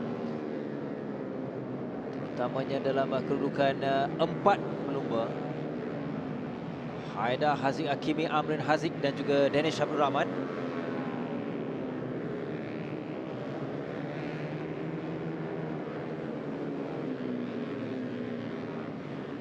Baki masa 2 minit 40 saat lagi. Pelumba cilik ataupun pelumba yang bertubuh kecil masih lagi mendominasi ataupun mendahului. Haidar Nur Akmal di pusingan yang ke-8 kali ini. Barulah kita kerap menyebut Haidar kerana Haida dalam musim ini antara yang terbaik ialah di pusingan yang ketiga di Terengganu, di podium selaku naib juara. Sebelum itu tidak berada di podium, dan selepas itu di pusingan yang keempat, di tempat yang keempat, begitu juga di pusingan yang keenam, di tempat yang ketiga. Yeah, for now, looks like no one's gonna challenge the timing of Haidanur Akmal. It's still doesn't seem likely that we're gonna get anything dipping below that. We see a lot of the riders now bunching up, so that lap times tend to not really dip when everyone's bunched up and fighting and together. And as Firdaus Effendi, another very small rider in this Honda Dash 1 to 5 challenge, doing a decent job in 5th position there.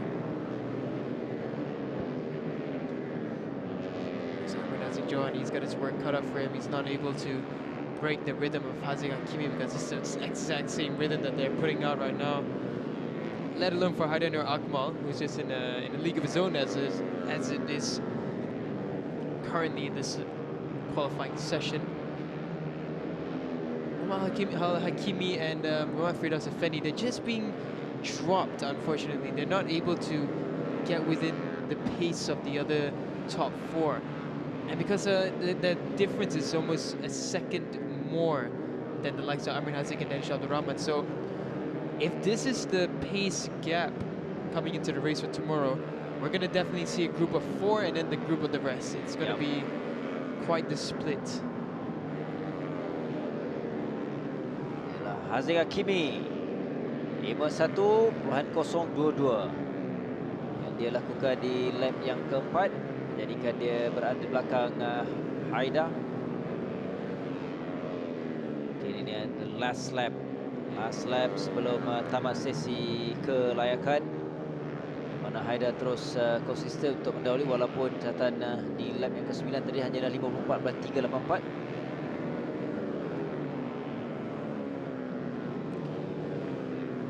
Just a few seconds remaining before the checker flag comes out. And Haziq Hakimi, he will take the checker flag as he comes across the line. Let's see if it's an improvement for him. And it is not an improvement, and he remains at 51.2 on that lap, but 51.0 was his fastest lap time that he recorded. Coming across the line now, I believe that's Muhammad Akil Anwar. He also doesn't improve, he remains in 13th. And by the looks of it, the qualifying for the Honda Dash 1 to 5 challenge concludes as it was a few laps ago. Haidanur Akmal, Haziq Hakimi, Amrin Haziq Johan, that's your top 3, followed by Danish Abdul Rahman, Firdaus Effendi, Muhammad Al Hakimi.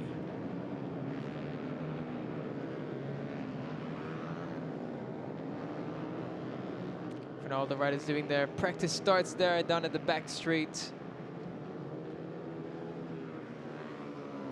One of the crucial things to do always when you have the opportunity to, because always getting a good start is crucial to getting a good lead or getting within the front group. For now, these are the results of the Honda Dash 1 to 5 challenge qualifying session. Haidanur Akmal, he's our pole man for the race tomorrow. Haziq Hakimi and Amrin Haziq Johan, they complete the front row. Danish Abdul Rahman, Firdaus Effendi, and Ayman M. Hafiz, they complete row 2.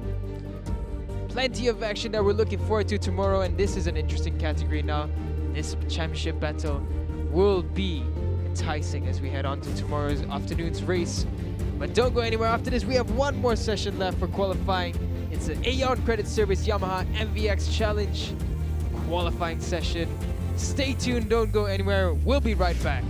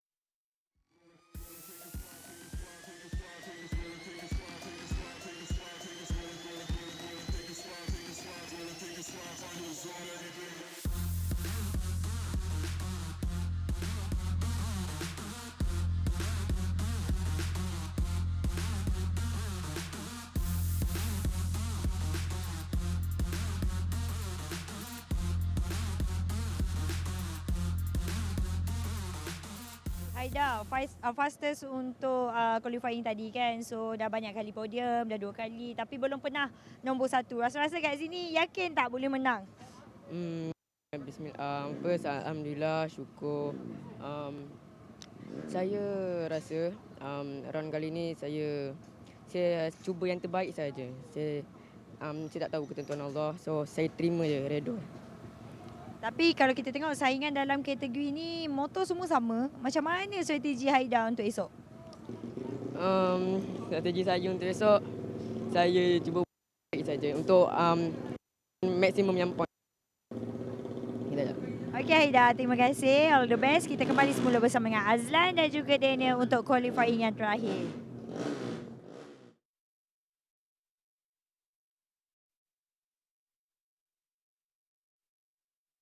The power of dreams.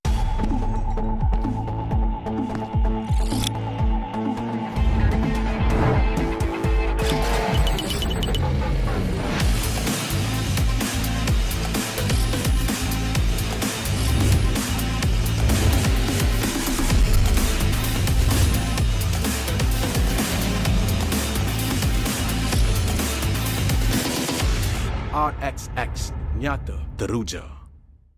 The power.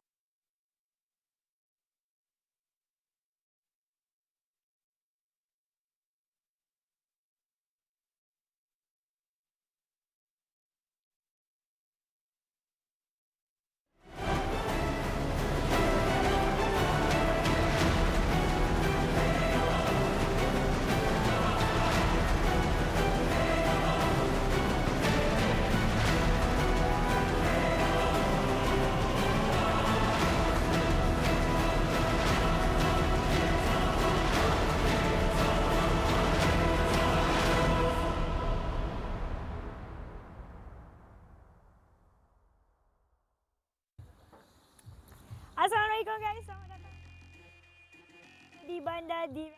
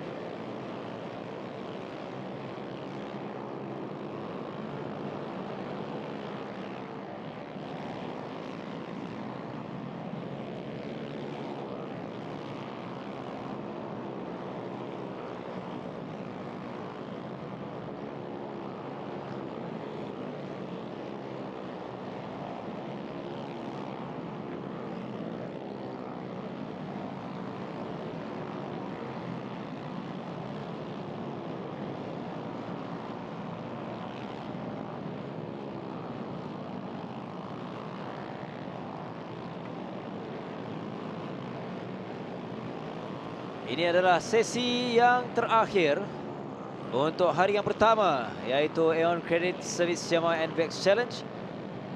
Untuk sesi kelayakan 24 pelumba kesemuanya. Mereka telah pun turun di sebelah sesi yang pertama, itu latihan bebas. Dan seperti kebiasaannya dan seperti dijangka, iaitu arus tsunami yang terus berada dalam kedudukan yang terbaik.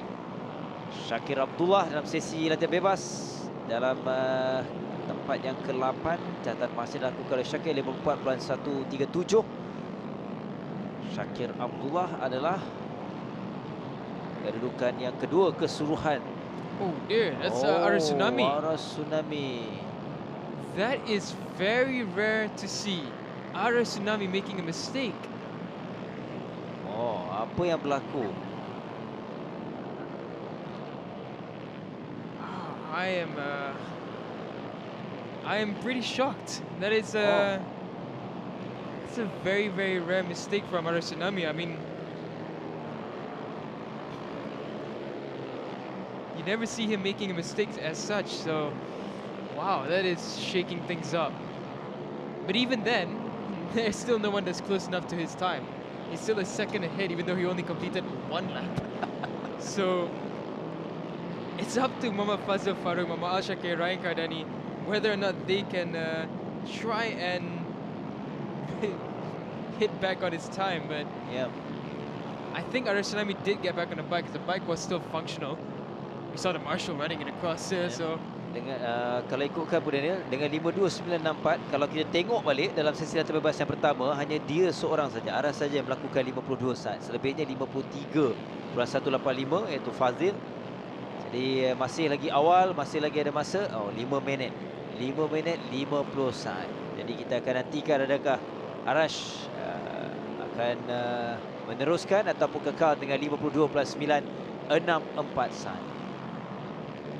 I think that's really telling though that he's the only rider that did a 52, because he did only 1 lap and he crashed, and he still is leading this with 5 minutes left.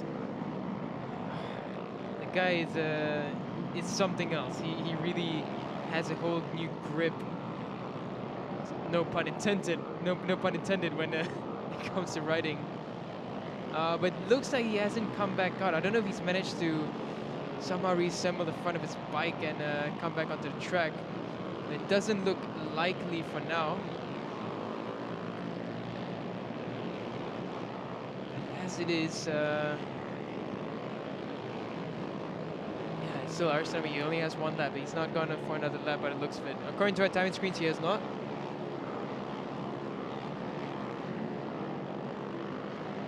So for now, we just wait and see whether or not he will rejoin. But at this point, even Fazil Farooq, he just set his fastest lap of 53.367, but still not close enough to arus tsunami. Walaupun telah mengarungi 5 lap dengan berbaki 4 minit 25 saat lagi. Tadi Hazrik Shah di tempat yang ke-6. Setakat ini kita perhatikan banyak perubahan pelumba-pelumba. Ada Mukris dari tempat yang ke-9, kemudian di tempat yang ke-4 Marzuki Aziz. Berubah pula, Ryan Kardani pula mengambil alih kedudukan itu. Kali ini kita lihat beberapa kedudukan yang berubah ialah di tempat yang kedua Syakir dengan 53.342. Masih ketinggalan dengan 0.378 saat, Daniel. Arus Tsunami is back on track. Yeah. He just come across the line. So Arus Tsunami has rejoined this competition in qualifying. Or was it him that's just gone out? He's just gone back out. Okay. So, Alright. so he's playing with our emotions right now. Here we're looking at it. Yeah, Fazil Farooq improves again at 53.2, but still no one dropping below 53. And there's only 3 minutes left.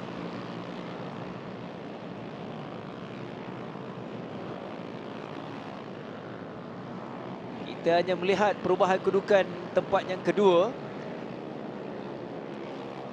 Tadi seketika Al-Shakir, kemudian Fazil. Di tempat yang keempat Syazurin. dengan 53.795, tapi dia berada di belakang Syakir. Dia Syazzurin.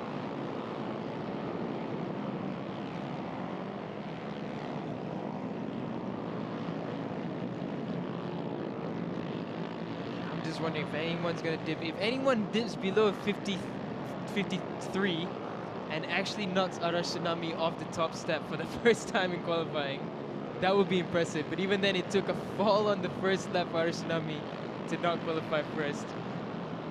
My goodness, this kid is something special. Going on now. 2 minutes left. Oh, Syazzurin Q Abshar, 53.046. It's getting very, very close now. Question is whether Arash Tsunami will still be on the front of the grid. Will he be the pole man, or will he be bested? Kecil perbezaan masa 0.082. Syazzurin di belakang Arash Tsunami. Jadi peluang untuk Syazzurin, dia perlu konsisten dan kita akan lihat kedudukannya berbaki 1 minit 40 saat ini. Masih ada peluang untuk dia mencatatkan lap yang terpantas.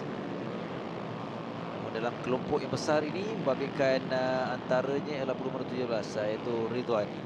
Okey, barulah berubah. Barulah ada kedudukan yang berjaya mengatasi jatuhan masa Arash Tsunami iaitu Syazzurin dengan 52.939, hanya 0.025 saat saja. Jadi bermasuk Fazil turun kedudukan yang ketiga, 4 Ryan Kardani. Syakir pada awalnya lama kita nak menanti dia. That's right. Finally, someone has knocked Arash Tsunami off the top step in the NVX challenge.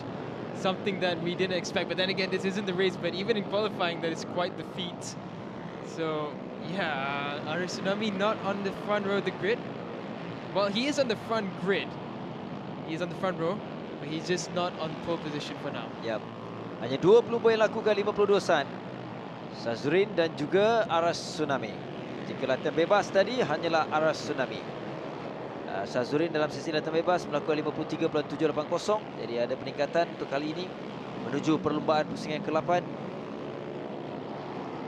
Ini lap yang terakhir untuk semua pelumba.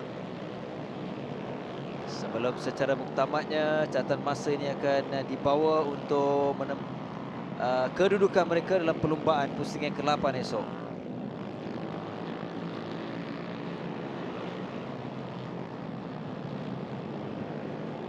Just to think that it took a long time before Arash Tsunami was finally knocked off the top spot after only completing 1 lap.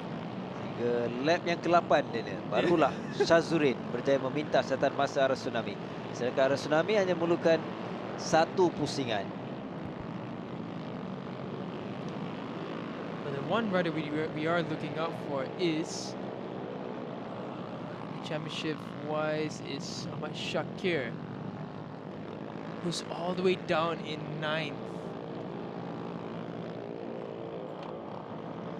I haven't done the calculations for this, but we'll calculate that tomorrow and see if Arash Tsunami has the opportunity to close out the championship, depending on where Ahmad Shakir finishes on the grid. Race tomorrow. There's tense moments on the grid. But this is how the qualifying lines up. Syazzurin Q Abshar finally knocking Arash Tsunami down, and the 8th lap that he did in qualifying, Arash Tsunami completing only 1 flying lap, and he still qualifies 2nd on the grid. Fazil Farouk, he's 3rd. Ryan Kardani, he's 4th. In 5th is Muhammad Al-Shakir Zufairi. 6th is Muhammad Marzuki. 7th Hezrik Shah. Adam Mukriz, he's 8th. And in 9th is Ahmad Shakir Abdullah.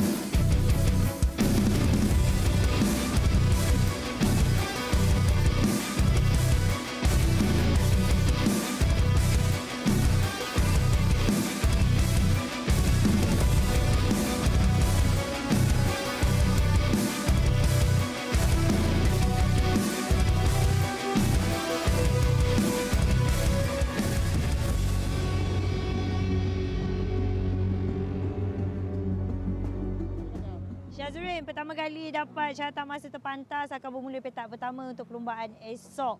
Jadi yakin tak masa terpantas dan yakin untuk menang esok ke dalam perlumbaan? Akan mengambil can race. Saya target podium lah. Cuba cerita sikit macam mana boleh dapat catatan masa terpantas tadi? Ada ikut pelumba depan yang laju ke atau memang track ni Syazrin suka? Track ni saya favourite juga lah. Itu je lah. Okay, terima kasih and all the best.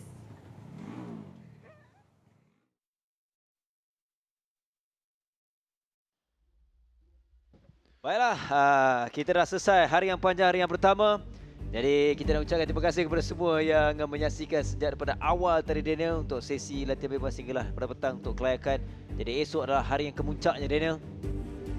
That's right, we have the race day, but before the races begin, we have the all-exciting shootout, the super poles and the heats.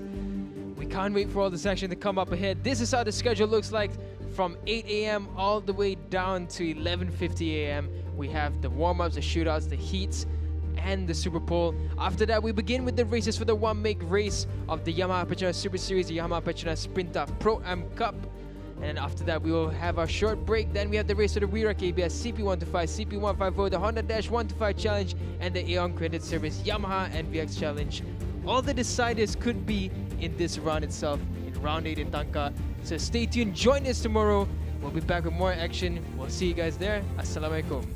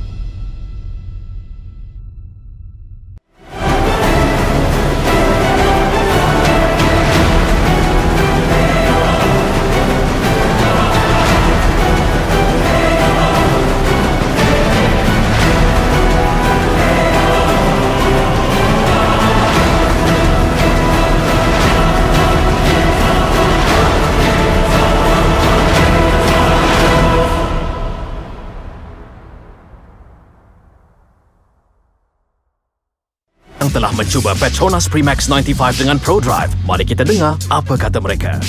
Bila tekan sikit, dia akan pergi jauh. Kereta memang berdesup je. Ringan, dijimat. Saya setuju. PETRONAS Max 95 Dengan ProDrive adalah yang terbaik. Ia memangnya lancar, responsif dan efisien. Ianya petrol pilihan kami. Kini dengan piawaian Euro 4M.